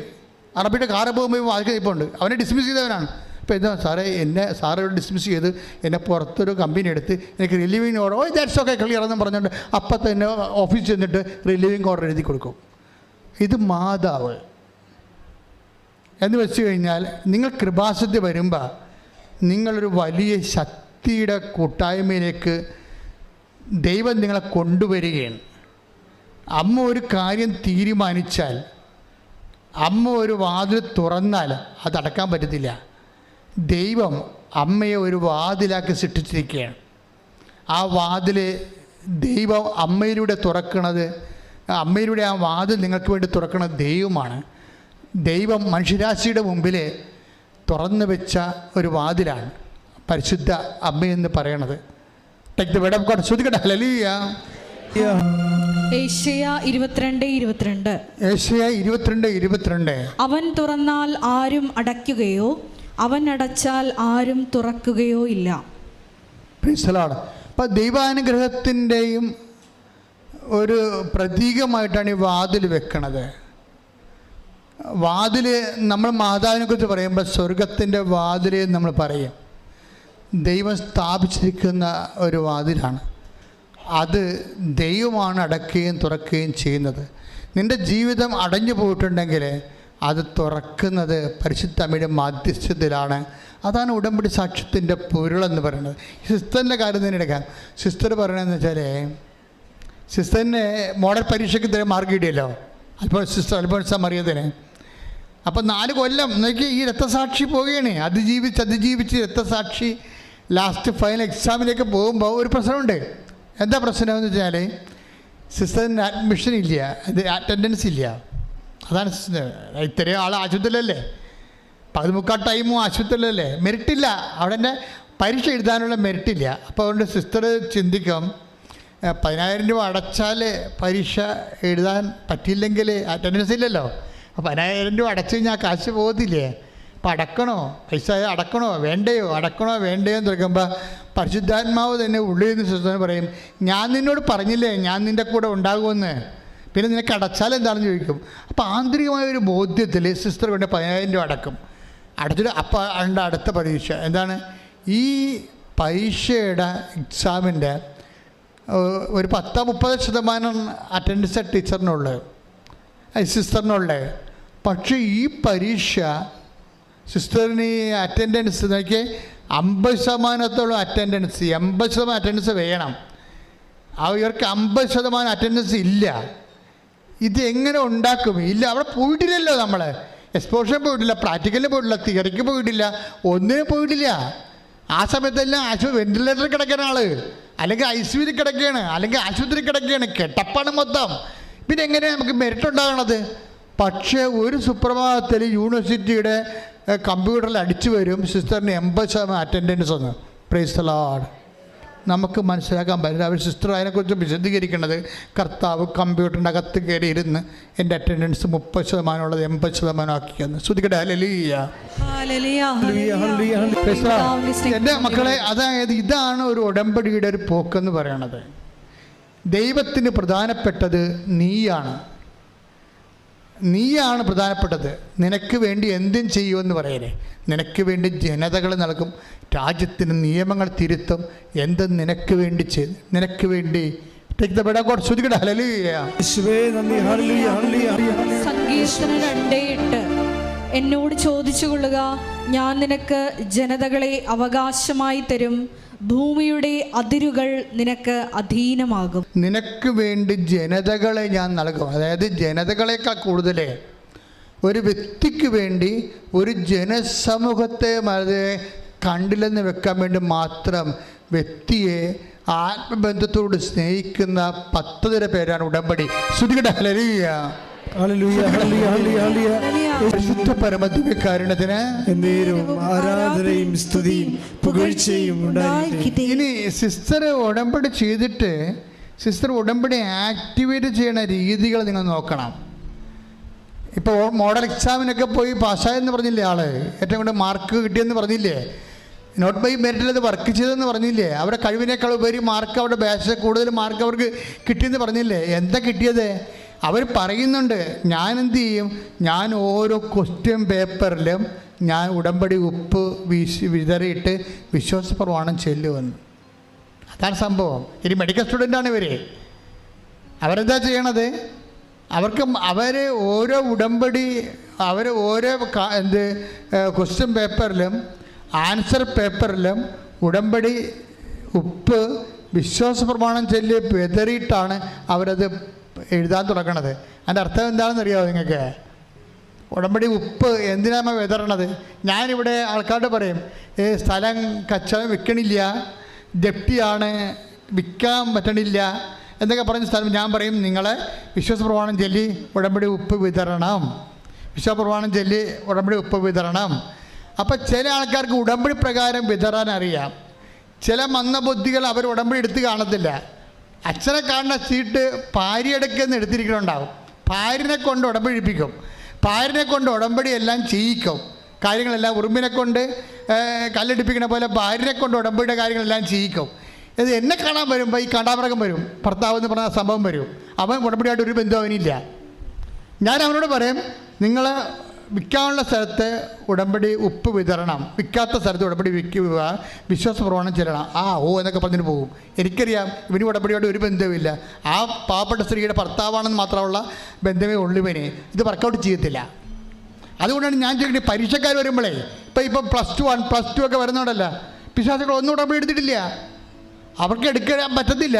പക്ഷേ ഒരു പ്രശ്നമുള്ളത്, ഒരു ഉത്തരവാദിത്തമുണ്ട്. അവർക്ക് വേണ്ടി എടുക്കുന്ന അമ്മമാർ, അവരെ കൊണ്ട് ആ ഉടമ്പടി എന്താണെന്ന് പറയിപ്പിക്കണം, എന്താണ് ചെയ്യിക്കണം അവരെ കൊണ്ട്. അല്ലെങ്കിൽ അമ്മമാരിങ്ങനെ ഉടമ്പടി എടുത്തിട്ട് മക്കളെ ഉന്തി തള്ളി നീലച്ചിട്ടുമായിട്ട് കയറ്റി അത് ആൾക്കാരെ നിർത്തിയിരിക്കുകയാണ്. എന്നിട്ട് വന്നിവിടെ നിൽക്കണ കാണാം. നമ്മൾ ഈ പോസ്റ്റിൽ ബോർഡടിക്കാതിരിക്കാൻ വേണ്ടി നിൽക്കണ പോലെ കുറേ അമ്മമാർ ബാക്കായിട്ട് വന്ന് നിൽക്കും. നിൽക്കണ കൊണ്ടത് കുഴപ്പമൊന്നുമില്ല. പക്ഷേ നിങ്ങളുടെ ഉടമ്പടിയിലാണ് ഈ മക്കൾ വന്ന് ആൾക്കാരെ നിൽക്കണത്. നിങ്ങളുടെ ഉടമ്പടി പ്രകാരമാണ് ഞാൻ അവരെ ആസ്വദിക്കണത്. പക്ഷേ നിങ്ങളെന്ത് ചെയ്യണം? അവരോട് പറയണം, ഉടമ്പടി എടുത്തിക്കുമ്പോൾ ഇന്ന കാര്യങ്ങളുണ്ട്, ഈ പത്രം നിങ്ങൾ തന്നെ കൊണ്ട് കൊടുക്കണം, ആശുപത്രിയിൽ നിങ്ങൾ തന്നെ പോകണം. അല്ല തലയും കൊണ്ട് മാത്രം ഇങ്ങോട്ട് വന്നു കഴിഞ്ഞാൽ തബ്രാൻ ചിലപ്പോൾ നിന്നെ തലയും തൊട്ടിക്കൊണ്ട് പോയെന്ന് വരും. അപ്പം ദൈവത്തിനെ ചൂഷണം ചെയ്യാൻ ഒരിക്കരുത്, നടക്കത്തില്ല കാര്യങ്ങൾ. അത് വിളക്കാൻ തേക്കണ പാണ്ടാകും. അപ്പം അതുകൊണ്ട് ഞാൻ ഈ ആൾക്കാരെ വരുമ്പോൾ വൃത്തിമയമായിട്ട് എല്ലാവരും ഉടമ്പടി എടുത്തവരായിരിക്കണം. ഇനി പിള്ളേരുടെ കാര്യം ഞങ്ങൾ തീരുമാനം എടുക്കാത്തത്, പിള്ളേർക്ക് വെളിവില്ലാത്തതുകൊണ്ട് അവർ ഉടമ്പടി ഗൗരവതരമായിട്ട് ആ ആന്തരികമായ ചൈതന്യം മനസ്സിലാക്കാത്തത് കൊണ്ടാണ് 18 വയസ്സ് വരെ ഉടമ്പടി എടുപ്പിക്കാത്തത്. പക്ഷേ അവരെ പ്രാർത്ഥിക്കണത് അവരുടെ അമ്മമാരുടെ ഉടമ്പടിയുടെ അടിസ്ഥാനത്തിലാണ്. പക്ഷേ അമ്മമാരെന്ത് ചെയ്യണം? അവരെ കൊണ്ട് ഉടമ്പടി വിധി പ്രകാരമുള്ള കാര്യങ്ങൾ പറഞ്ഞ് മനസ്സിലാക്കി ചെയ്യിക്കണം. സിസ്റ്റർ അമ്മയാണ് ഉടമ്പടി എടുത്തെങ്കിലും സിസ്റ്റർ അത് പാലിക്കുന്നുണ്ട് കൃത്യമായിട്ട്. അവർ ഉപ്പിട്ട് വിശ്വാസപ്രമാണം ചൊല്ലിയിട്ടാണ് ക്വസ്റ്റ്യൻ പേപ്പറും ആൻസർ പേപ്പറും എല്ലാം എടുക്കുന്നത്. നമ്മൾ എന്താ ഉപ്പിടേണ്ട ഉദ്ദേശം എന്താ? എന്തിനാണ് ഉടമ്പടി ഉപ്പിടുന്നത്? ചില ചേട്ടന്മാർ ഞാൻ പറയും, നിങ്ങൾ തോട്ടത്തിൽ കൊണ്ടുപോയി, വിൽക്കാത്ത തോട്ടത്തിൽ കൊണ്ടുപോയി ഉപ്പിട്ട് വിശ്വാസപ്രമാണം ചെല്ലാൻ പറയും. അവർ കൊണ്ട് ഉപ്പിടും. എങ്ങനെ? ഈ ഉറുമ്പ് പൊടി ഇടാൻ DDT ഇടത്തില്ലേ? ഉറുമ്പ് പോകാൻ വേണ്ടി DDT ഇടുന്ന പോലെയാണ് ചില ചേട്ടന്മാർ ഈ വിൽക്കാത്ത സ്ഥലത്ത് കൊണ്ട് ഉപ്പിടുന്നത്. അങ്ങനെയുള്ള പരിപാടിയല്ല ഇത്. ഇതിൻ്റെ അകത്ത് പറഞ്ഞ കർത്താവും നമ്മളും തമ്മിൽ ശാശ്വതമായ ഉടമ്പടി ആയതുകൊണ്ട് നമ്മൾക്ക് ഈ ഭൂമിയിൽ ഓഹരി ഇല്ലാതെ വരും. നമുക്ക് ഈ ഭൂമിയിൽ ഓഹരി ഇല്ലാതെ വരും. നമ്മുടെ കഴിവ്, ബുദ്ധി, ആരോഗ്യം. ഇപ്പോൾ ഒരു സ്ഥലത്തിന് വഴിയില്ല, ആ സ്ഥലം ആരെടുക്കാനാണ്? ഭൂമിയിൽ നമുക്ക് ഓഹരിയില്ല, നമുക്ക് മെറിറ്റില്ല. ബൈബിൾ പറയണത് മെറിറ്റിന് ഭൂമിയിലെ ഓഹരി എന്നാണ് പറയണത്. അതുകൊണ്ട് അഹറോനോട് പറയും, അഹറോൻ ഞാനും നീയുമായിട്ടൊരു ലവണ ഉടമ്പടിയാണ് ചെയ്തിരിക്കണത്. Salt of the covenant of the സാൾട്ടാണ് ചെയ്തിരിക്കുന്നത്. കാരണം ഇസ്രയേലിൽ നിനക്ക് ഓഹരിയില്ല, ഞാനാണ് നിൻ്റെ ഓഹരി. അതാണ് നമ്മുടെ മെറിറ്റ് നഷ്ടപ്പെടുമ്പോൾ ദൈവമാണ് നമ്മുടെ മെറിറ്റ് എന്ന് നമ്മൾ ഉച്ചത്തിൽ പ്രഖ്യാപിക്കാൻ വേണ്ടിയാണ് നമ്മൾ ഒപ്പിടുന്നത്. അതെടുത്തേ സംഖ്യ 18:19 എടുത്തേ, ശ്രദ്ധിക്കട്ടെ. ഇസ്രായേൽ ജനം കർത്താവിന് നീരാജനമായി സമർപ്പിക്കുന്ന വിശുദ്ധ കാഴ്ചകളെല്ലാം നിനക്കും. ബൈബിളിൻ്റെ ഒരു പ്രശ്നം കണ്ടില്ലേ? ഈ ബൈബിളൊക്കെ പഠിച്ച് വലിയ പുങ്കന്മാരുടെ വന്നിരിക്കണവന്മാർ മനുഷ്യൻ മനസ്സിലാകാത്ത ഭാഷ ഉപയോഗിക്കണില്ലേ? എനിക്ക് ഇംഗ്ലീഷ് ബൈബിൾ ഞാൻ വായിച്ച് കേൾപ്പിച്ചു തരാം ആ സംഭവം. അതായത് all the holy offerings that the Israelites present to the Lord, I have given you together with your sons and your daughters as a perpetual due. It is a covenant of salt. അത് ലവണ ഉടമ്പടി എന്ന് വെച്ച് കഴിഞ്ഞാൽ ഒരു ഉടമ്പടിയിലെ ഉപ്പ് തളിച്ചു കഴിഞ്ഞാൽ അതിൻ്റെ അർത്ഥം എന്താണ്? എനിക്ക് ഈ ഭൂമിയിൽ ഓഹരിയില്ല, ശാശ്വതമായ എൻ്റെ ഓഹരി എൻ്റെ കർത്താവാണെന്ന്. ഉപ്പ് എൻ്റെ ദൈവവേദന, നീ ഉപ്പ് എവിടെ തളിച്ചാലും ഓർക്കുക, കർത്താവേ എനിക്ക് മെറിറ്റില്ല. അതല്ല പറയണത്. എന്ത് രസമാണ് ആ വചനങ്ങൾ. 19:20 വായിച്ചേ. കർത്താവ് അഹ്റോനോട് അരുളി ചെയ്തു, ഇസ്രായേലിൽ നിനക്ക് ഭൂമി അവകാശമായി ലഭിക്കുകയില്ല. ഇസ്രായേലിൽ നിനക്ക് മെറിറ്റില്ലെന്ന്, ഈ ഭൂമിയിൽ നിനക്ക് അവകാശങ്ങളില്ല, നിന്റെ അവകാശം നഷ്ടപ്പെട്ടിരിക്കുന്നു. അവരെ പോലെ നിനക്ക് ഓഹരിയും ഉണ്ടായിരിക്കില്ല. അവരെ അവകാശം എന്ന് പറഞ്ഞ ഉടമ്പടി ഭാഷ മെറിറ്റാണ്. ഇസ്രായേലിൽ നിനക്ക് ഈ ജീവിതം നിനക്ക് യോഗ്യതയില്ല. അവരെ പോലെ നിനക്ക് ഓഹരിയും ഉണ്ടായിരിക്കില്ല, നിനക്ക് ഓഹരിയുമില്ല. ഞാനാണ് നിന്റെ അവകാശം, ഞാനാണ് നിന്റെ മെറിട്ടെന്ന്, ഞാനാണ് നിന്റെ അവകാശം. അപ്പോഴേ ഒരു സ്ഥലത്ത് കൊണ്ട് ഉപ്പിട്ട് കഴിഞ്ഞാൽ ദൈവമേ, ഭൗതികമായി ഈ പരീക്ഷ എഴുതാനുള്ള യോഗ്യത പോലും എനിക്കില്ല, നീയാണ് എൻ്റെ വിജയം, കർത്താവാണ് എൻ്റെ വിജയം. കർത്താവിൻ്റെ നാമത്തെ വിജയമായിട്ട് ആഘോഷിച്ചുകൊണ്ട് ഈ ഭൂമിയിലുള്ള എല്ലാവിധ കഴിവുകേടുകളെയും നമ്മുടെ അവകാശത്തെ അടിയറവ് വെച്ചുകൊണ്ട് ശാശ്വതമായ എൻ്റെ അവകാശം കർത്താവാണെന്ന് പ്രഖ്യാപിക്കുന്ന ഉടമ്പടിയാണ് ലവണ ഉടമ്പടി എന്ന് പറയുന്നത്. അതാണ് ഉടമ്പടി ഏറ്റവും പ്രധാനപ്പെട്ടത്. 2 കാര്യം: ഉടമ്പടി തൈലവും ഉടമ്പടി ഉപ്പും. ഉടമ്പടി നമ്മൾ ദൈവമായിട്ട് ചെയ്ത ആണെന്ന് അറിയാൻ വേണ്ടി ജ്ഞാപകമായിട്ട് നൽകുന്ന ഉടമ്പടി കാശുരൂപം. ഇതൊക്കെ വർക്കൗട്ട് ചെയ്യേണ്ടത് വിശ്വാസ പ്രമാണം ചെല്ലുമ്പോഴാണ്. അതുകൊണ്ടാണ് ഉടമ്പടി എടുക്കുന്ന വ്യക്തിയും ദൈവമായിട്ടുള്ള ബന്ധം നിൻ്റെ അതുകൊണ്ട് ഞാൻ ഉടമ്പടി കാശും കൈ മാറരുത്. ഉടമ്പടി ചെയ്യുമ്പോൾ ഉടമ്പടി ചെയ്യുന്ന വ്യക്തിയിൽ മാത്രമേ അത് വർക്കൗട്ട് ചെയ്യത്തുള്ളൂ. ആ വ്യക്തിയാണ് അത് വർക്കൗട്ട് ചെയ്യേണ്ടത്. അതിൻ്റെ അടിസ്ഥാന ഘടകം വിശ്വാസ പ്രമാണവും നിൻ്റെ ജീവിതവുമാണ്. വിശ്വാസ പ്രമാണവും അതനുസരിച്ചുള്ള ജീവിതവുമാണ് ഉടമ്പടിയുടെ ഒരു മെറിട്ടെന്ന് പറയണത്. ഉടമ്പടിയുടെ മെറിട്ടെന്ന് പറയണത് വിശ്വാസ പ്രമാണവും അതനുസരിച്ചുള്ള നിൻ്റെ വിശുദ്ധ ജീവിതവും. അപ്പോൾ നീ ദൈവവുമായിട്ട് സംസാരിക്കാനും ഉടമ്പടി ചെയ്യാനും യോഗ്യമായി. ഞാൻ എന്തുകൊണ്ടാണ് അമ്മയെ തിരിച്ചൊന്നും പറയുന്നത്? എന്തുകൊണ്ടാണ് ആദ്യകാരിയോട് അമ്മയോട് പറയണത്? തിരിച്ചു പറഞ്ഞാൽ ഈ ചാരാൻ പറ്റുകാരന് 100,000 കുറ്റങ്ങൾ പറയാനുണ്ടാകും. ഇപ്പം അതല്ല ആവശ്യം. ഇപ്പം അവൻ നിലനിൽക്കുക, അവൻ്റെ കുഞ്ഞുങ്ങളെ ഭക്ഷണം കഴിച്ച് പോവുക എന്നുള്ളതാണ് ആവശ്യം. അതുകൊണ്ട് അവൻ്റെ നിലനിൽപ്പിന് വേണ്ടി അമ്മ വിഷയത്തിൽ ഇടപെടണം. അമ്മ കൃത്യമായിട്ട് ഇടപെടും. നിൻ്റെ യോഗ്യതയിലല്ല ഉടമ്പടി വർക്കൗട്ട് ചെയ്യണത്. പക്ഷെ അതിൻ്റെ പേരിൽ ജീവിതകാലം മുഴുവൻ യോഗ്യതയില്ലാത്തവനായിട്ട് ജീവിച്ചുകൊണ്ട് ദൈവത്തെ വഞ്ചിക്കാമെന്ന് ധരിക്കുകയും വേണ്ട. സിസ്റ്റർ മനോഹരമായിട്ടാണ് പരീക്ഷ എഴുതിയിരിക്കുന്നത്. ഞാൻ അത്ഭുതപ്പെടും. അതൊരു ജീവിക്കുന്ന സാക്ഷ്യമായിട്ട് മാറും. കാര്യം അവരാ 3 കൊല്ലം കടന്നുപോകുന്ന വഴികളിലൂടെ അവിടെ എല്ലാ കാലാവസ്ഥകളിലൂടെ അതിജീവിച്ചുകൊണ്ട് വിശ്വാസം നിന്നുകൊണ്ട് ദൈവത്തിൽ ആശ്രയിച്ചുകൊണ്ട് ദൈവത്തിൻ്റെ കൂടെയുള്ള സഞ്ചാരമാണ്. വേറെ ആരും അവരുടെ കൂടെ ഇല്ലായിരുന്നു, ദൈവം മാത്രം. ഉടമ്പടി ചില സമയത്ത് ദൈവം മാത്രമാകും നിൻ്റെ കൂടെ വരാൻ. അപ്പോഴാണ് ഉടമ്പടി റൈപ്പാകുന്നത്. എഴുന്നേൽക്കുക, ശ്രുതിക്കട്ടെ. ഹല്ലേലൂയ, ഹല്ലേലൂയ, ഹല്ലേലൂയ. പ്രിയമുള്ളവരെ, കർത്താവ് നമ്മളോട് സംസാരിച്ച് ഉടമ്പടിയുടെ ബലങ്ങൾ, അതിനാശ്രയിക്കാൻ വേണ്ടിയുള്ള ആധ്യാത്മികമായ ആസ്തിബദ്ധതകൾ കർത്താവ് നമുക്ക് നൽകിക്കൊണ്ട് നമ്മളിപ്പോൾ രോഗസൗഖ്യ പ്രാർത്ഥനയിലേക്ക് പ്രവേശിക്കുകയാണ്. ഓൺലൈനിൽ പ്രാർത്ഥിക്കുന്നവരും ഇവിടെ പ്രാർത്ഥിക്കുന്നവരും ഇപ്പോൾ ശിരസിൽ കൈവച്ചുകൊണ്ട് അച്ഛൻ പ്രാർത്ഥിച്ച് തീരുന്നത് വരെ ആവർത്തിച്ച് വിശ്വാസ പ്രമാണം ചൊല്ലിക്കൊണ്ടിരിക്കണം. വിശ്വാസ പ്രമാണം അറിയാൻ പാടില്ലാത്തവരെ യേശുവെ സ്വസ്ത്രം, യേശുവെ സ്തുതി എന്ന് പറഞ്ഞുകൊണ്ട് യേശുവിനെ സൂചിച്ചുകൊണ്ടിരിക്കണം. അടിപ്പിട പോലെ വൈദാഘാതം പോലെ ദൈവികമായ ശക്തി നമ്മളിലേക്ക് ആവശ്യിച്ചുകൊണ്ട് ഉച്ച മുതൽ ഉള്ളംകാൽ വരെ രോഗങ്ങളെ കർത്താവ് സൗഖ്യപ്പെടുന്ന സമയമാണ്. ശ്രുതികട്ടെ ഹല്ലേലൂയ, ഹല്ലേലൂയ, ഹല്ലേലൂയ, ഹല്ലേലൂയ. ഹല്ലേലൂയ, ഹല്ലേലൂയ, ഹല്ലേലൂയ. കർത്താവിന്റെ ഉന്നതമായ നാമത്തിന് സ്വസ്ഥം ഹല്ലേലൂയ, ഹല്ലേലൂയ. ഈശ്വരാ, കർത്താവിന്റെ വിശുദ്ധ പൗരോഹിത്യത്തെ മഹത്വപ്പെടുത്തണമേ കർത്താവേ. കർത്താവ് സഭയിലുള്ള സാന്നിധ്യം പ്രകടമാക്കണമേ കർത്താവേ.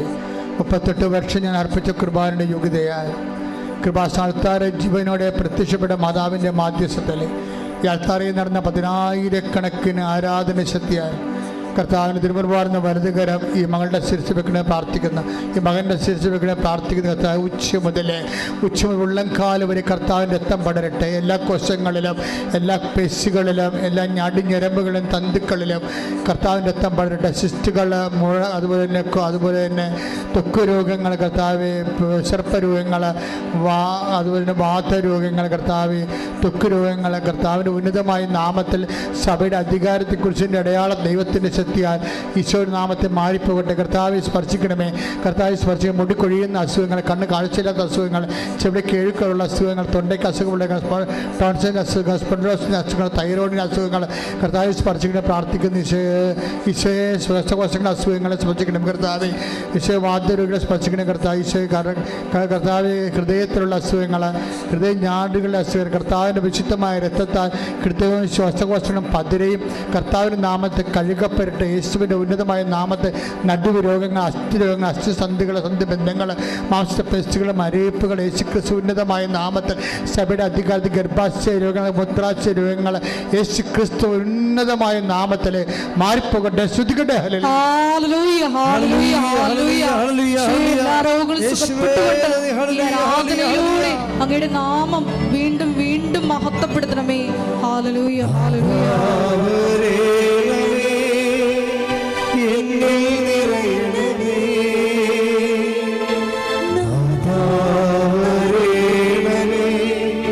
സൗഖ്യം നൽകണമേ,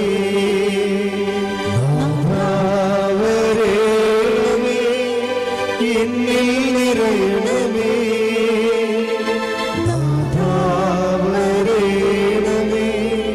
സൗഖ്യം നൽകണമേ.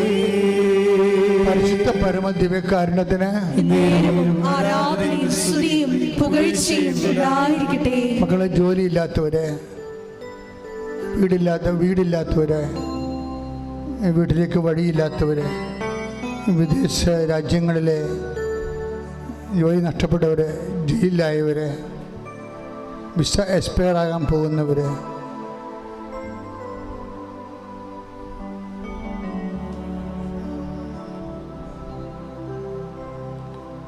നിയമപരമായ കാരണങ്ങളാൽ വിദേശങ്ങൾ ഒളിച്ച് താമസിക്കുന്നവരെ, ജീവിത പങ്കാളി മക്കളെയും കൊണ്ടുപോകാൻ പറ്റാതെ വിഷമിക്കുന്നവരെ, നാട്ടിലെ ഓരോരോ കമ്പനികളിൽ ജോലി ചെയ്യുന്നവരെ, ജോലി നഷ്ടപ്പെട്ടവരെ, ഗവൺമെൻറ് ജോലിക്ക് വേണ്ടി പരീക്ഷയ്ക്ക് ഒരുങ്ങിക്കൊണ്ടിരിക്കുന്നവർ, പരീക്ഷയ്ക്ക് തോറ്റിട്ട് വീണ്ടും അറ്റൻഡ് ചെയ്യുന്നവർ, റീവാലുവേഷൻ കൊടുത്തിട്ടുള്ളവർ, തൊഴിൽ സംരംഭങ്ങൾ തുടങ്ങേണ്ട പേരിൽ കടമായി പോയവർ, സാമ്പത്തിക ബാധ്യതകൾ വന്നു പോയവർ, ജപ്തി നടപടി നേരിടാൻ പോകുന്നവർ, വസ്തു ലേലത്തിലായവർ, വീട്ടിൽ നിന്ന് ഇറങ്ങി കൊടുക്കേണ്ടി വന്നവർ, ഇങ്ങനെ എല്ലാ മക്കളെയും സമർപ്പിച്ച് പ്രാർത്ഥിക്കുകയാണ്. കുഞ്ഞുങ്ങളില്ലാത്തവർ, വിവാഹജീവിതക്കാർ, വിവാഹജീവിതം തകർന്നവർ, ഒന്നിച്ച് താമസിക്കാൻ വീണ്ടും ആഗ്രഹിക്കുന്നവരെ എല്ലാവർക്കും വേണ്ടി ശ്രുതിക്കട്ടെ. ഹല്ലേലൂയ, ഹല്ലേലൂയ, ഹല്ലേലൂയ. കർത്താവിന്റെ ഉന്നതമായ നാമത്തിന് സ്വന്തം ചെയ്യുന്ന കർത്താവിന്റെ വിശുദ്ധമായ തിരുമുൻപാടുന്ന വലതുകരം മക്കളുടെ ശിരസ് വെക്കണ പ്രാർത്ഥിക്കുന്ന കർത്താവെ. എൻ്റെ കർത്താവിൻ്റെ ഉന്നതമായ നാമത്തിൽ 38 വർഷം അർപ്പിച്ച കൃപായുടെ യോഗ്യതയായ കൃപാസ്ഥാന ജീവനോടെ പ്രത്യക്ഷപ്പെട്ട മാതാവിൻ്റെ മാധ്യസ്ഥത്തിൽ പിതാവിൻ്റെയും പുത്രനും പരിശുദ്ധ നാമത്തിൽ നിൻ്റെ ജീവിത ദുരിതങ്ങൾ, ജീവിത തടസ്സങ്ങൾ യേശുക്രിസ്തുവിൻ്റെ നാമത്തിൽ മാറിപ്പോകട്ടെ. ശ്രുതികട്ടെ. ഹല്ലേലൂയ.